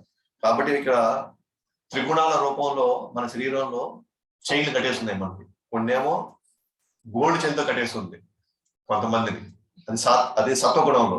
కొంతమందినేమో సిల్వర్ చైన్స్ కట్టేస్తున్నారు, కొంతమందినేమో ఐరన్ చైన్స్ కట్టేస్తున్నారు. అవి సంబరపడకూడదు, బా నన్ను చూసావా గోల్డ్ చైన్తో కట్టేశారు నన్ను, ఎందుకంటే 3 కట్టేసే ఉన్నాను. గోల్డ్ చేతితో కట్టేసినా ఇంకో చేతితో కట్టేసినా మొత్తానికి మనల్ని అయితే కట్టేస్తాం. లోపల మన గుణాలు మనల్ని కట్టేస్తున్నాయి. ఈ 3 గుణాలు అనమాట: రజోగుణం, తమోగుణం, సత్వగుణం. సత్వగుణం అంటే మోడ్ ఆఫ్ గుడ్నెస్, సాత్విక భావాలు, మంచి. అలాగే రజోగుణం ఎప్పుడెప్పుడు ఏం సాధించాలని పరిగెత్తుకునే అటువంటి స్వభావం. మూడవది తమోగుణం, అది ఎప్పుడు చూసినా మనకి అలసత్వము, తర్వాత నిద్ర ఎక్కువ, ఇలాంటి అంటే ఏది నిజమో ఏది అబద్ధం అని పూర్తిగా వాళ్ళ జ్ఞానం పర్ఫెక్ట్ గా వాళ్ళు చేసుకోలేరు. ఇలాంటివన్నీ కూడా తమోగుణం వస్తాయి. సో మొత్తానికి ఈ ప్రపంచంలో మనం చేతితో కట్టబోయబడింది ఈ 3 గుణాల గలవు. కాబట్టి ఈ 3 గుణాల ఆధారంగానే మనకి రకరకాల భావాలు వస్తాయి. యాక్చువల్గా మనం ఏమనుకుంటామంటే నా ఇష్టం వచ్చి నేను తింటున్నాను అనుకుంటున్నాం, నా కోరుకునే తింటాను అనుకుంటున్నాం. ఉదాహరణకి మిమ్మల్ని అడుగుతాను, మీకేం స్వీట్ అంటే ఇష్టం? గులాబ్ జామ్, కోవా, స్వీట్ మలై కాజా, కోవా. సో మీరు రకరకాలుగా చెప్పారు. రకరకాలుగా ఎందుకు కోరుకుంటున్నారు? ఎందుకు గులాబ్ జామ్ అంటే ఇష్టం మీకు? ఎందుకు కోవా అంటే ఇష్టం? ఎందుకు మలై కాజా అంటే ఇష్టం? అలాగే కొంతమందికి కారం అంటే ఎక్కువ ఇష్టం, కొంతమందికి పులుపు కొద్దిగా ఎక్కువ అంటే ఇష్టం, కొంతమందికి ఉప్పంగా అంటే ఇష్టం, కొంతమందికి చేదుగా అంటే ఇష్టం. ఎందుకు ఆ ఇష్టాలు వచ్చినాయి? మనం ఏంటంటే నాకు ఇష్టం అంటున్నాం, కానీ ఇష్టం ఎలా ఏర్పడింది? యాక్చువల్గా అది నా ఇష్టాలు కదా. యాక్చువల్గా లోపల గుణాలు ఆ టేస్ట్ డిసైడ్ చేస్తుంది. లోపల గుణాలు డిసైడ్ చేస్తాయి. అవి నాకు ఇష్టం. యాక్చువల్గా సత్వగుణం ఉండే వాళ్ళు సాధారణంగా పండ్లు ఇలాంటివి ఇష్టపడతారు. అంటే వాళ్ళు అనుకోవాలి వాళ్ళు సత్వగుణం ఉంది అని. సో కారంగా ఇష్టం ఉండే వాళ్ళు తమో గుణం డామినేట్ చేస్తున్న వాళ్ళు తమో గుణం ఎక్కువ ఉంది కాబట్టి వాళ్ళకి కారం అంటే ఇష్టం. యాక్చువల్గా మన ఇష్టాలు అవి కాదు, గుణాలు ఆ ప్రభావం తీసుకొస్తున్నాయి మన మీద. తమో గుణం మనకి మాంసం మీద ఎక్కువ ప్రీతి ఉంది అనుకోండి, అంటే మన తమో గుణంలో ఉంది. అలాగే మనం వేసుకునే డ్రెస్ని బట్టి కూడా, మనం వినే మ్యూజిక్ని బట్టి కూడా సత్వగుణంలో ఉండే వాళ్ళకి సాధారణంగా ఫ్లూట్, వైలిన్ ఇలాంటివి ఇష్టపడతారు అన్నమాట. అదే ప్యాషన్ రజోగుణం ఉండే వాళ్ళు తప్పడు కొడతారు అన్నమాట. అది కొడితేనే అబ్బా భలే ఉందంట. తమో గుణం అది ఏం పాటలో తెలియదు, ఏం కొడతారో తెలియదు, అంత భయంకరంగా ఉంటుంది అన్నమాట. అది ఇష్టపడతారు అన్నమాట. అంటే ఎందుకు ఇష్టపడతారంటే వాళ్ళ గుణాలు అవి రేజ్ అయి ఉన్నాయి. అట్లా గుణాలను బట్టి యాక్చువల్గా మనం ప్రవర్తిస్తున్నాం కదా. గుణాలను బట్టి మన ఇష్టాలు నిర్ణయించబడుతుంది. ఆత్మకి యాక్చువల్గా ఇష్టం ఏంటంటే కృష్ణుడు సంబంధం ఇష్టం. ఆత్మకి కృష్ణుడికి పెట్టింది ఇష్టం. కృష్ణుడికి సంబంధించినటువంటి పాటలు, రచనలు ఆత్మకి ఇష్టం. కానీ ఈ రోజు మనకి ఎవరికి కూడా సహజంగా మనం తీసుకుంటే మనకి ఎవరికి కృష్ణుడు అంటే ఇష్టం లేదు. కృష్ణ సంబంధం ఏది మనకి ఇష్టం లేదు. మనకి ఇష్టాలన్నీ ఏమున్నాయి? ఇవి ఉన్నాయి. ఎందుకు? మన గుణ ప్రభావంలో ఉన్నాం కాబట్టి. గుణ ప్రభావంలో ఉండే వాళ్ళకి ఇష్టాలు వస్తాయి. ఎప్పుడైతే మనం కడుక్కుంటామో, సాధన చేస్తామో, ఈ గుణాన్ని పక్కకి వెళ్ళి కృష్ణ సంబంధ గుణాలు డెవలప్ అవుతాయి. అప్పుడు వాళ్ళు కృష్ణుడికి బదులైపోతుంది. కానీ గుణాలు మార్పు జరుగుతుంది. అంటే ఈ 3 గుణాలకు అతీతంగా వెళ్ళిపోతాం. దాని శుద్ధ సత్వగుణంలోకి వెళ్ళిపోతాం.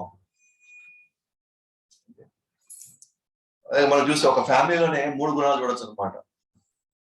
విభీషణుడికి సత్వగుణం ఉంటుంది, రావణుడికి రజోగుణం ఉంటుంది, కుంభకర్ణుడికి తమో గుణం ఉంటుంది. ఒక ఫ్యామిలీలో 3 గుణాలు వచ్చింది. కాబట్టి ఈ గుణాల ప్రభావం మనల్ని ఈ భౌతిక ప్రపంచంలో మనల్ని ఉంచేటట్టు చేసి, అది ఉంచడమే కాకుండా మన ఇష్టాలు కూడా అవే డిసైడ్ చేస్తాయి. సో ఈ చైన్ నుంచి మనం బయటపడాలి. ఇప్పుడు ఈ చైన్ల నుంచి మనకు ఒరిజినల్ టేస్ట్ లోకి వెళ్ళిపోవాలి. మనం ఆత్మ ఎక్కడ దాని అవసరం, దాని శాశ్వతమైనటువంటి దాని కోరిక ఏదైతే ఉందో, కృష్ణుని చేరుకోవాలి, కృష్ణ సంబంధాల సేవ చేసుకోవాలి, కృష్ణుని శాశ్వతంగా ఆయనే దర్శించుకోవాలని, ఇది ఒరిజినల్ సోల్ ప్యూర్ డిజైర్స్ అన్నమాట, ఒరిజినల్ కోరికలు. కానీ కాలక్రమంలో మనం ఎన్నో వాతావరణాలు మారాము, ఎంతో ఇన్ఫ్లుయెన్స్ లోకి వచ్చి, ఎంతో సాంగత్యాల్లోకి వచ్చేసి రకరకాల డ్రెస్సులు వేసుకొని వెళ్ళడం వల్ల అదంతా ప్రస్తుతానికి కవర్ అయిపోయి ఉందన్నమాట. ఆ శుద్ధ సత్వగుణము, ఆత్మకు ఉండేటువంటి ఆ లక్షణాలు మొత్తం పోయి ఉన్నాయన్నమాట. ఈ రోజు మనము భగవంతుడికి వ్యతిరేకంగా మనం తయారవుతున్నాం. ఎంత వ్యతిరేకంగా మనం తయారవుతామో అన్ని ఎక్కువ మనం ఇబ్బందులు పడాల్సి వస్తుంది. ఎంత త్వరగా మనం కడుక్కుంటామో వాటిని, ఎంత త్వరగా మనం కృష్ణుడికి వస్తామో అంత త్వరగా మనం వీటి నుంచి మనం విడుదల అవుతాం. అర్థమైంది? అదర్వైజ్ ఇంకా మనం చెత్తని ఇంకా పేర్చుకోవడమే. ఇంకా మనం ఎంత చెత్త ఎక్కువ వేసుకున్నాం అనుకోండి, అంత ఎక్కువ మనం కడుక్కుంటూనే ఉండాలి. అర్థమైంది? సో దుర్గాదేవి యాక్చువల్ చెప్పాలంటే ఆమె ఎందుకు ఇక్కడ కష్టాలు పెడుతుంది అంటే, కేవలం మనల్ని తిరిగి మనం ఒక్క తిప్పుకోకుండా ఇంకా మళ్ళీ మనం వెళ్ళిపోవాలని తిరిగి. వద్దు నాకు ఇంకా తన చాలైనా ఇక్కడ తిరిగి వెళ్ళిపోవడానికి ఆమె ఇలాంటి ఒక ప్రయత్నం చేస్తున్నాను. ఎక్కడికి వెళ్ళిపోవాలా? శాశ్వతంగా గోలోకానికి, ఎక్కడ మనం కృష్ణుడితో హాయిగా ఆనందంగా విహరిస్తామో అలాంటి ప్రపంచానికి తిరిగి వెళ్ళిపోవాలని. ఈవెన్ దుర్గాదేవే కాదు, సకల దేవతలు, యాక్చువల్ దేవతల లోకాలు ఆనందపడతారు. ఒక జీవుడు గోలోకం వెళ్ళిపోతుంటే, వైకుంఠం వెళ్ళిపోతుంటే పెద్ద బ్యాండ్ మేనేసుకుంటుంటుంది. ఆఖరికి ఒక జీవుడు ఇక్కడున్న కర్మబంధనాల నుంచి, రుణబంధాల నుంచి, ఇక్కడున్న ఆకర్షణ నుంచి విడుదల వెళ్ళిపోతున్నాడు. ఆయన మనకి ఎప్పుడు అవకాశం వస్తుంది గోలోకం పోవడానికి, వాళ్ళు ఫేర్వెల్ పార్టీ మనకి ఇస్తారనమాట. మీరు గమనిస్తుంటారు అప్పుడు మీరు మూవీస్ లో కూడా మనం చూసారు, రామదాస్ అంటే వెళ్ళిపోయేటప్పుడు పైనుంచి పూల వర్షం కురుస్తుంటుంది. దేవతలకి అంత ఇష్టం అనమాట, తిరిగి వీళ్ళు వెళ్ళిపోవాలి తండ్రి దగ్గరికి. దేవతల మధ్య గొడవలు లేవు. యాక్చువల్ చెప్పాలంటే, నేను శివుని పూజిస్తాను, నువ్వెందుకు శివుని పూజిస్తావు, నా వినాయకుడు గొప్ప, ఈ గొడవలు ఏం లేవు అక్కడ. వాళ్ళందరూ ఒకటే అన్నమాట, వెళ్ళి విష్ణు దగ్గర చేర్చాలి మనం. అది దేవతల యొక్క మెయిన్ గా వాళ్ళ యొక్క ఉద్దేశం అదే అన్నమాట. ఓకేనా? సో ఫైనల్ గా భౌతిక ప్రకృతి చూశాము. ఈ భౌతిక ప్రకృతిలో పనిష్మెంట్లు ఉన్నాయి. ఆ పనిష్మెంట్ల ద్వారా మనం ప్యూరిఫై అవ్వాలి, పవిత్రీకరణ అవ్వాలి. ఆ పవిత్రీకరణతో ఈ డ్రెస్ నుంచి మనం బయటపడాలి. మనం ఈ భౌతిక డ్రెస్ నుంచి మనం బయటపడాలి. ఈ కర్మ బంధన, ఈ చైన్ నుంచి మనం బయటపడాలి. మనం గోలోకి వెళ్ళిపోవాలి. ఇప్పుడు దాకా మనం ప్రకృతి చూసాం. ప్రకృతిలో ఎన్ని రకాలు ఉన్నాయి? రెండు ప్రకృతులు ఉన్నాయి. ఒకటి ఆధ్యాత్మిక ప్రకృతి, భౌతిక ప్రకృతి. ఆధ్యాత్మిక ప్రకృతి శాశ్వతంగా ఉంటుంది, భౌతిక ప్రకృతి అశాశ్వతం. సో ఆధ్యాత్మిక ప్రకృతిలో వైకుంఠ లోకాల్లో విష్ణు రూపాలు, అవతారాలు శాశ్వతంగా ఉంటాయి. కానీ భౌతిక ప్రపంచంలో దేవతల లోకాలు ఉంటే అన్ని నశించిపోతాయి. ఓకే, సో ఇది మినిమం బేసిక్ థింగ్స్ మీకు అర్థమై. తర్వాత వచ్చింది కాలం. ఈ కాలం రెండు రకాల కాలాలు ఉన్నాయి. ఒకటి, ఈ భౌతిక ప్రపంచం ఒక కాలానికి సెట్ చేయబడింది. ఈ మొత్తం సృష్టి ఒక కాలానికి సెట్ చేయబడింది. అది కూడా ఒక కాలం ఎక్స్పైరీ డేట్ ఉంది దీనిలో. అలాగే మన జన్మ వచ్చి మన శరీరానికి కూడా ఒక ఎక్స్పైరీ డేట్ ఉంది. సో యూనివర్సల్ టైం, ఈ ప్రపంచం భౌతిక ప్రపంచం యొక్క యూనివర్సల్ టైం చూసుకుంటే కనుక కలియుగం 4,32,000 సంవత్సరాలు. ద్వాపరయుగం దీని డబల్ అన్నమాట, 8,64,000. త్రేతాయుగం ఇంకో 4 లక్షలు యాడ్ చేస్తే 12,96,000. సత్యయుగం ఇంకో 4 లక్షలుగా యాడ్ చేస్తే ఎంత? 17 లక్షలు. ఇది మొత్తం కూడితే ఎంత అవుతుంది? రఫ్ గా 17 + 12 + 8 + 4 ఎంత? రఫ్ గా 43. So 43 lakhs. ఇది ఒక చతుర్యుగం అంటారు దీన్ని, ఒక చతుర్యుగం. బ్రహ్మకి ఇలాంటి 1000 చతుర్యుగాలు బ్రహ్మకి ఒక రోజు, 12 hours. పగలు 12 ఆయన 12 గంటలు, మనకి ఎంత? 1000 చతుర్యుగాలు. ఒక చతుర్యుగం ఎంత? 43 lakhs years. 1000 చతుర్యుగాలు ఎంత టైం అప్పుడు? అంత టైము బ్రహ్మకి ఎంత? 12 గంటలు. అట్లా పగలు ఒకటి, రాత్రి ఒకటి. రాత్రి 12 గంటలు, మళ్ళీ అన్ని చతుర్యుగాలు. ఇది బ్రహ్మ ఒక రోజు. ఒక రోజులో 1000 చతుర్యుగాలు పగలు, 1000 చతుర్యుగాలు రాత్రి. ఇట్లాగా బ్రహ్మ 100 సంవత్సరాలు జీవిస్తాడు. ఇదంతా భగవద్గీత ఇన్ఫర్మేషన్. బ్రహ్మ 100 సంవత్సరాలు జీవిస్తాడు. బ్రహ్మ 100 సంవత్సరాలు అయినప్పుడు, ఒక బ్రహ్మ 100 సంవత్సరాలు, అప్పుడు మహాప్రళయం వచ్చి ఈ భౌతిక ప్రపంచం అంతా యూనివర్సల్ టైం అయిపోయిందని ఎక్కడికి వెళ్తుంది? మహావిష్ణు గర్భంలోకి వెళ్ళిపోతుంది. ఎందుకంటే ఆయన గర్భం నుంచి మనం బయటకు వచ్చాం, తిరిగి వెళ్ళిపోతుంది. దీన్ని ఏమంటారు? Universal time. అది మహాప్రళయం. ఓకే, సో ఆ విధంగా మనం చూస్తే ఒక సైకిల్ ఆఫ్ యూనివర్స్ 7 లక్షల చతుర్యుగాలు. అలాగే ఈ సైకిల్లోనే చూస్తే కాలానుగుణంగా కూడా చాలా మార్పులు కనిపిస్తాయి మనకి. సత్యయుగంలో అక్కడ మనుషులు వాళ్ళ భావాలు చాలా బాగుంటాయి. సత్యయుగంలో ఏమన్నా బోర్డు ఉండేది అనమాట. ఏమనంటే అతిథి దేవో భవ అని. అతిథులందరూ కూడా దైవంతో సమానం అని. త్రేతాయుగంలో బోర్డు ఉంది, అతిథి దేవో భవ పోయింది, శుభం లాభం. ద్వాపర యుగంలో ఓడేంది? సుస్వాగతం. కలియుగంలో కుక్కలున్నాయి, జాగ్రత్త. సో కాలానుగుణంగా మనుషుల భావాలు కూడా మారిపోతుంది. టైమే కాదు, కాలం కూడా, భావాలు కూడా మారిపోతుంది. అలాగే రామయుగంలో పాలకి ప్రతీక, కృష్ణయుగంలో నెయ్యికి, కలియుగంలో ఛాయ్కి. తాగండి, ఛాయ్ తాగండి ఎక్కువ. కానీ త్రేతాయుగంలో, ద్వాపరయుగంలో మన పాలు, నెయ్యి తినేవాళ్ళం, ఇప్పుడు టీ తాగుతున్నాం. కాబట్టి యూనివర్సల్ టైం యుగాలు తగినట్టుగా, కాలం తగినట్టుగా కాలం కూడా చాలా మార్పులు తీసుకుంది. ఉదాహరణకి ఒక రోజులోనే చాలా మార్పులు ఉన్నాయి. మార్నింగ్ టైం సత్వగుణం ఉంటుంది 9 గంటల వరకు. ఉదయం 9 నుంచి సాయంత్రం 6 వరకు రజోగుణం ఉంటుంది. సాయంత్రం 6 నుంచి మళ్ళీ నెక్స్ట్ రోజు మళ్ళీ పగలు 3 గంటలకు వచ్చేసరికి ఏముంటుంది? తమోగుణం ఉంటుంది. అందుకే ఉదయం పూట మనం కొంచెం ప్రశాంతంగా పార్క్కి వెళ్దాము, లేకపోతే వెళ్ళి ఎక్సర్సైజ్ చేసుకుందాము, లేకపోతే టెంపుల్కి వెళ్దాం అనిపిస్తుంది మార్నింగ్ టైమ్స్. మధ్యాహ్నం టైము సంపాదిస్తాము, పరిగిస్తూ ఉంటాం, బస్సులు, కార్లు, ఇది రజోగుణం. సాయంత్రం పూట సినిమాకి వెళ్దాం, బార్కి వెళ్దాము, ఇదేంటి? తమోగుణం. ఒక రోజులోనే ఇన్ని మార్పులు ఉన్నాయి కాలానుగుణం.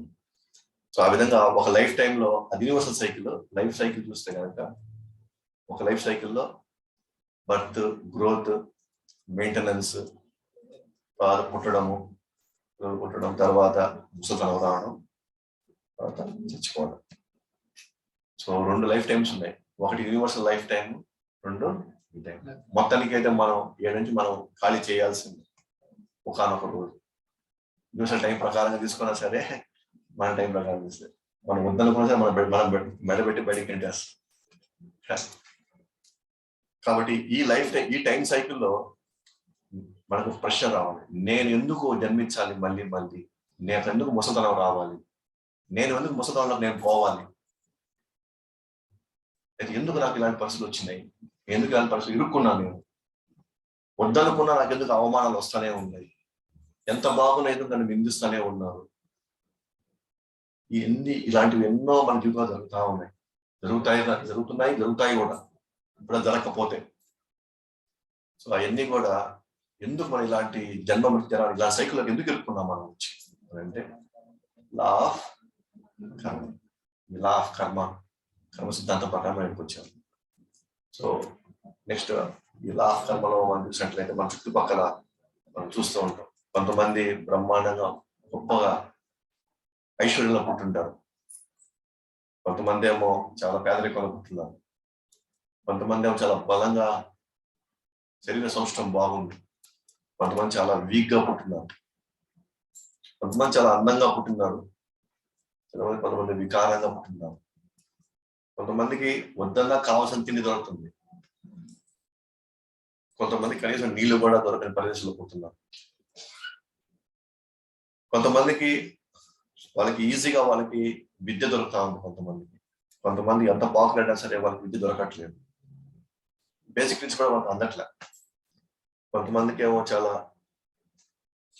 అందంగాను చూడడానికి ముచ్చటగా పుడుతున్నారు, కొంతమంది చాలా నల్లగాను వికృతంగా పుడతారు, కొంతమంది ఏమో భవనాల్లో పుడుతున్నారు, కొంతమంది గుడిసెలో పుడుతున్నారు, కొంతమంది ఏమో మంచి తల్లిదండ్రులు దొరుకుతున్నారు, డబ్బులు తల్లిదండ్రులు దొరుకుతున్నారు, కొంతమందికి ఏమో దొరకట్లేదు. కాబట్టి చాలా బాధలు ఉన్నాయి ఇక్కడ, చాలా కష్టాలు ఉన్నాయి ఇక్కడ. కాబట్టి భగవంతుడు దీనికి మూల కారణమా, ఆయన బాధ్యత, ఆయన కొంతమందిని ఆ విధంగా పెట్టాడా, కొంతమందిని కావాలని ఆ విధంగా తోసాడా, కావాలని ఆ విధంగా పుట్టిస్తున్నాడా? నిజంగా భగవాన్ అంత దుర్మార్గుడా, అంత పక్షపాత, కొంతమందికి మాత్రం అవకాశం ఇచ్చి కొంతమందికి మాత్రం అవకాశం ఇవ్వకుండా, లేదా ఇవాళ మన పడే కష్టాలకి ఆయనే ప్రముఖ పాత్ర పోషిస్తున్నాడా అని చూస్తే, భగవంతుని జడ్జితో కానీ మనం పోల్చుకుంటే జడ్జి పాత్ర ఏంటి? అక్కడ 2 పార్టీలు వస్తాయి, అక్కడికి ఇరు వాదనలు జరుగుతాయి, అన్నీ వింటాడు, ఎవరిదైతే తప్పు ఉంటుందో ఐపీసీ ప్రకారంగా, లా బుక్స్ ప్రకారంగా వాళ్ళకి ఈ శిక్ష వేస్తాడు, ఎవరిదైతే న్యాయం ఉంటుందో వాళ్ళకి ఏమి పరిష్కారం ఇవ్వాలో అది ఇస్తాడు. ఇప్పుడు సపోజ్ నాకు శిక్ష పడింది అనుకోండి, విచిత్రం ఏంటంటే మనం జడ్జిని కానీ మనం తప్పుపట్టామనుకోండి, మనం పొరపాటు చేసినట్టు. ఎందుకని? జడ్జికి ఏ సంబంధం లేదు, జడ్జి ఎందుకు తీర్పిచ్చాడు అట్లాగా? అతను చేసినటువంటి తప్పును బట్టి. జడ్జికి అసలు ఏ సంబంధం లేదు, ఇరు వాదనలో విన్నాడు, ఎవరి వైపు న్యాయం ఉంది ఎవరి వైపు అన్యాయం ఉంది చూశాడు, చూసిన తర్వాత ఎవరైతే అన్యాయం ఉందో వాళ్ళు చేసిన దానికే వాళ్ళకి ఆ శిక్ష ఇచ్చాడు. అంతేగాని ఆయనకి వీళ్ళ శిక్ష చేయాలని మొదటి నుంచి ఆయనకి లేదు, అట్లాగా లోపల పెట్టుకొని రాలా జడ్జిమెంట్ సీట్ లోకి. అలాగే వీళ్ళకేదో మనం మేలు చేయాలని ఆయన రాలేదు, ఇద్దరు చేశారు, బట్ ఎవరైతే చేశారో వాళ్ళకి శిక్ష పడింది. అలాగే భగవంతుడు ఆయన ఫలానా వాళ్ళకి ఇలాంటి పేదరికంలో పుట్టాలా, ఫలానా వాళ్ళలో ఈ విధంగా వాళ్ళు మంచి దాంట్లో పుట్టాలి, ఫలానా వాళ్ళు ఇట్లా గందరగోళం పుట్టాలండి జడ్జిలాగా ఆయన ఏమి పెట్టుకోవాలా. మనం చేసిన కర్మలను బట్టి, మనం చేసినటువంటి పరిస్థితులు చూసిన బట్టి, దాన్ని బట్టే మనకి ఆటోమేటిక్ గా మనకి సిస్టమ్ లా ఆఫ్ కర్మ ప్రకారం మనకి ఫలానా శిక్షలు పడ్డాయి ఇక్కడ. ఎట్లయితే జడ్జి ఇంపార్షియల్, అలాగే భగవంతుడు కూడా ఇంపార్షియల్. జడ్జిని మనం తండ్రి స్థానంలో పెట్టుకున్నట్లయితే, అలాగే భగవంతుడు తండ్రి స్థానంలో పెట్టుకున్నట్లయితే, ఏ తండ్రి కూడా తన బిడ్డల్ని కావాలని హింసించరు, కావాలని దాంట్లో నెట్టేరు. సో ఇక్కడ ఎవరు చేసుకున్న దాన్ని బట్టి వాళ్ళకి అది ప్రాప్తిస్తుంది. మనం వెళ్ళామనుకోండి, ఒక జైల్లోకి మనం సందర్శించామనుకోండి, జైల్లోకి వెళ్ళి ఆటోమేటిక్ మనం చూస్తాం, ఒకటి ఏంటి లోపల మనం చూసాం, ఒకనేమో లోపల పెట్టి చీకటి గదిలో పెట్టి అతనికి వేసి అతనికి కనీసం మనకి చూపించారు అతన్ని. ఒకరినేమో మనం చూస్తాం హాయిగా ఒక సెల్లో పడి ఉంటారు, మనం చూడంగానే ఈ రెండు చూసి మనకి ఏమనిపిస్తుంది? ఒకనేమో దాంట్లో పెట్టారు, దీంట్లోనే ఒకటి పెట్టారు, ఏమనిపిస్తుంది మనకి చూడంగానే ఆ సన్నివేశం? వీడు ఏం చేస్తుంటే దీంట్లో పెట్టుంటారు, వీడు ఏం చేస్తుంటే వాడు మర్డర్ చేసి ఉంటాడు కాబట్టి దాంట్లో పెట్టాడు, ఏదో చిన్న పిట్ పాకెట్ చేస్తుంటాడు దీంట్లో పెట్టాడు. మనం ఏం చేస్తుంటే మనకి ఈరోజు అవిటితనం వచ్చింది, మనం ఏం చేస్తుంటే మనకి ఇలాంటి తల్లిదండ్రులు దొరికారు, మనం ఏం చేస్తుంటే మనకి ఇలాంటి భార్య వచ్చింది, అదే ఇలాంటి పిల్లలు వచ్చారు, అదే ఇలాంటి జబ్బు వచ్చింది, ఏం చేసి ఉంటే. అప్పుడు మనం కొంతమంది మీరు అడగచ్చు, ఇది అన్యాయం కదా, ఎప్పుడు చేసామో మనకేం తెలుసు, ఎప్పుడు జరిగిందో మనకేం తెలుసు.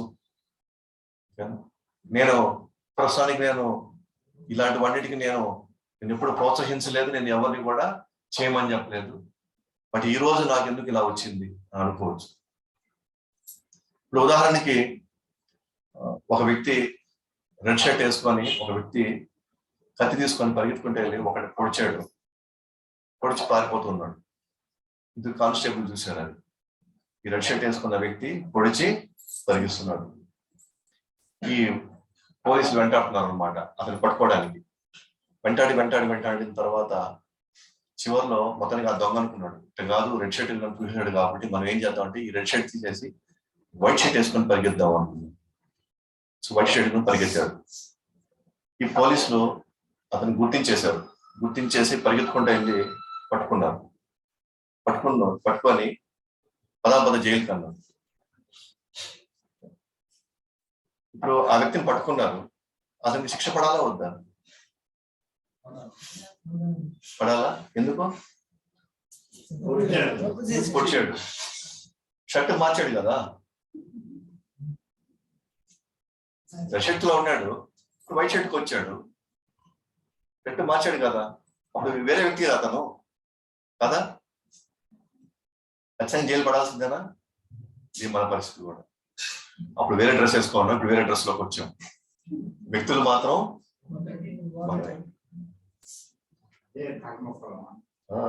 ఇంకా చాలా ఉంది, ఇది ఇంకా చాలా ఉంది, రేపు చెప్పుకుంటాము. కానీ నేను జస్ట్ బేసిక్స్ మాత్రం చెప్పగలుగుతాను. సో ఆల్రెడీ నేను జనరల్ క్లాసెస్ లో నేను కర్మ సిద్ధాంతం గురించి 8 గంటలు చెప్పున్నాను. నేను చాలా క్లియర్ గా అన్ని యూట్యూబ్ లింక్స్ ఉన్నాయి. కానీ మనం ఏమనుకుంటామంటే ఈ లైఫ్ ఇదే ఫస్ట్ అనుకుంటాం. ఇదే మనం కొత్త వాళ్ళం, మన అమాయకులు, మనకి ఏమీ తెలియదు అనుకుంటాం. కానీ అకార్డింగ్ టు శాస్త్ర ప్రకారంగా, మనుస్మృతి ప్రకారంగా ఈ రోజు ఈ శిక్ష పడిందంటే అతను ఏం చేసింది శిక్ష పడిందని దానికి కదా ఇక్కడ వివరణలు ఉన్నాయి. దాని అర్థం మనల్ని భయపడడానికి కాదు కర్మ సిస్టమ్ ఉండేది. ఈ కర్మ సిద్ధాంతం ఎలా పనిచేసి నేను ఏ విధంగా నేను నడుచుకొని ఇది నుంచి బయటపడడం తెలుసుకోవడానికి ఈ కర్మ సిస్టమ్ అనేది. అంతేగాని మనల్ని భయపెట్టి, మనల్ని కష్టపెట్టి, మనల్ని బాధ పెట్టి, మనల్ని గందరగోళపరచడానికి కాదు. కర్మ సిద్ధాంతం అంత బాగా అర్థం చేసుకుంటే మనం అంత బాగా ప్లాన్ చేసుకోవచ్చు మన లైఫ్. మన వాళ్ళని మనం అంత జాగ్రత్తగా మనం చూసుకోవచ్చు. వాళ్ళని ఇలాంటి ఇబ్బందులు పడనీయకుండా మనం కాపాడుకోవచ్చు. మనం అంతే కదా, జైలు సిస్టమ్ ఉంది, కోర్ట్ సిస్టమ్ ఉంది అనుకోండి. అది తెలిసినప్పుడు మన పిల్లల్ని కాపాడుకుంటాం కదా. దాంట్లో అలా చేయొద్దు, దాంట్లో పడతావు, ఇలా చేయొద్దు, దీంట్లో ఇవో ఎదుర్కొంటావు అని. అలాగే మన కర్మ సిస్టమ్ అంటే అర్థం చేసుకుంటే, సిద్ధాంతం అర్థం చేసుకుంటే మనం మన పిల్లల్ని లేదా మన మీద ఆధారపడ్డ వాళ్ళని మనం కాపాడుకోవచ్చు. మనం ఏమంటే అమ్మ కర్మన మనం భయపడిపోతాము.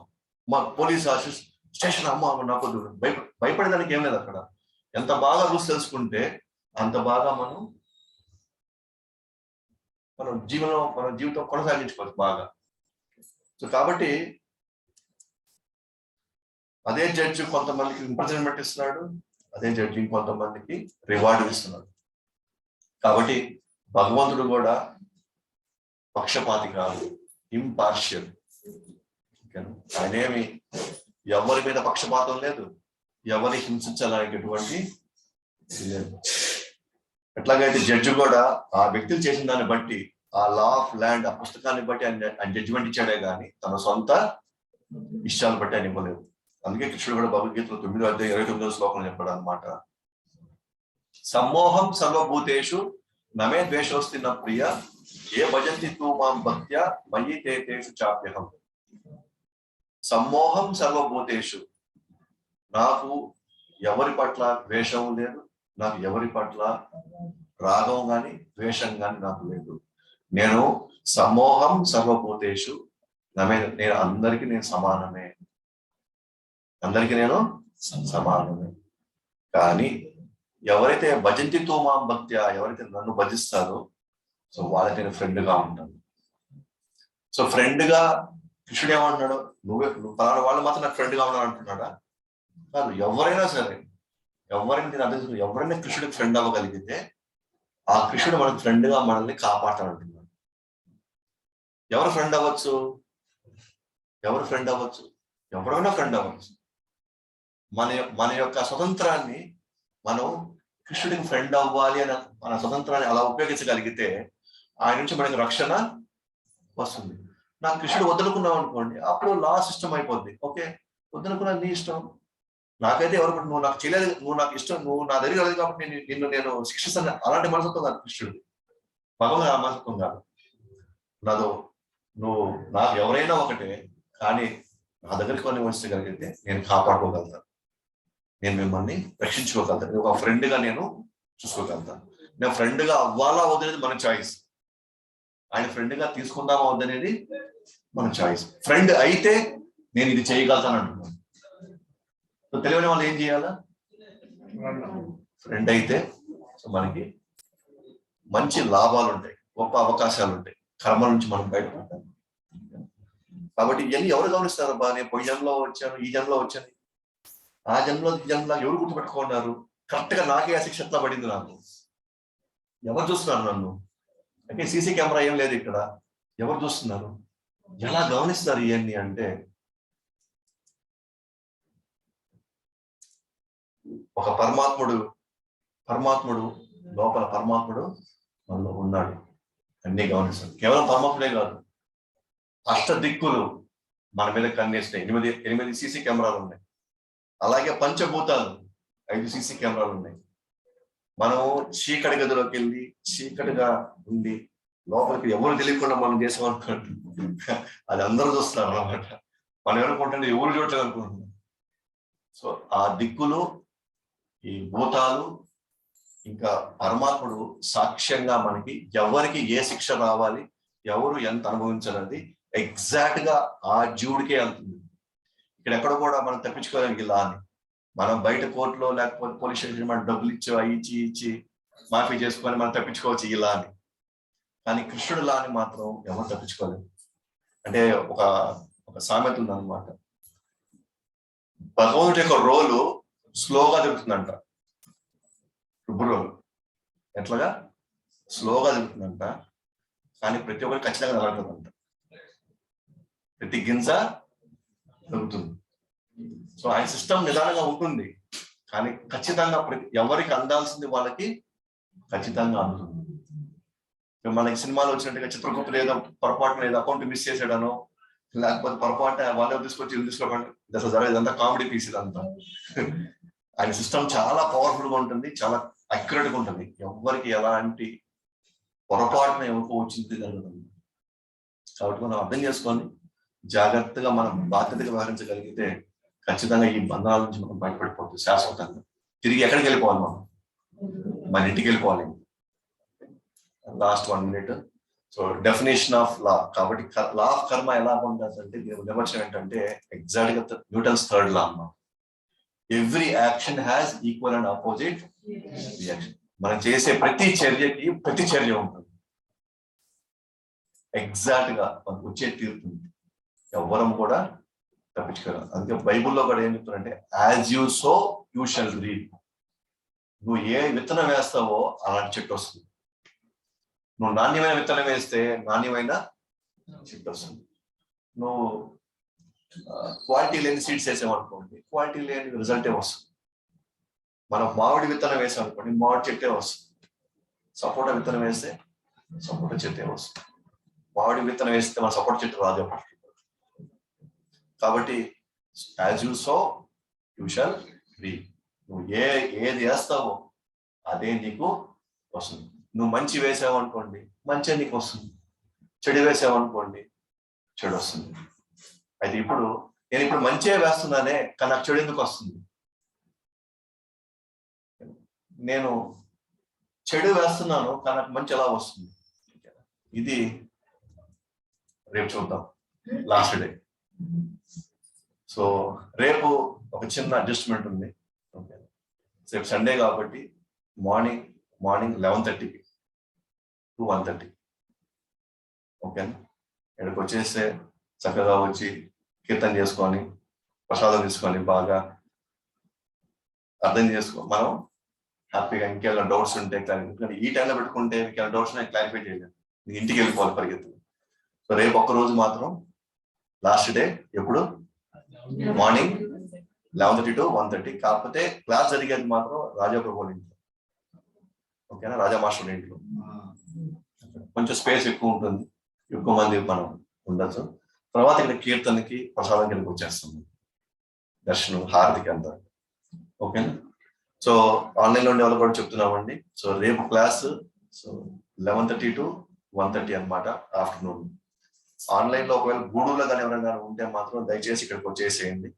సో రేపు అందరం కలుసుకొని చివరి రోజు మంచి కృష్ణ ప్రసాదం తీసుకొని బాగా సో కీర్తన హారతి తీసుకొని ఆ దేవుడి యొక్క కృష్ణుడి యొక్క కృపను మనం పొంది మనం వెళ్ళచ్చు. ఆన్లైన్ క్లాస్ అజుడుగా జరుగుతుంది, బట్ గూడూరులో ఉండవాలి కానీ రాగిన వాళ్ళకి రాగలిగితే చాలా చాలా సంతోషం. సో మాకు కూడా మీ అందరికీ సేవ చేసినటువంటి ఒక తృప్తి ఉంటుంది మాకు కూడా. హరే కృష్ణ.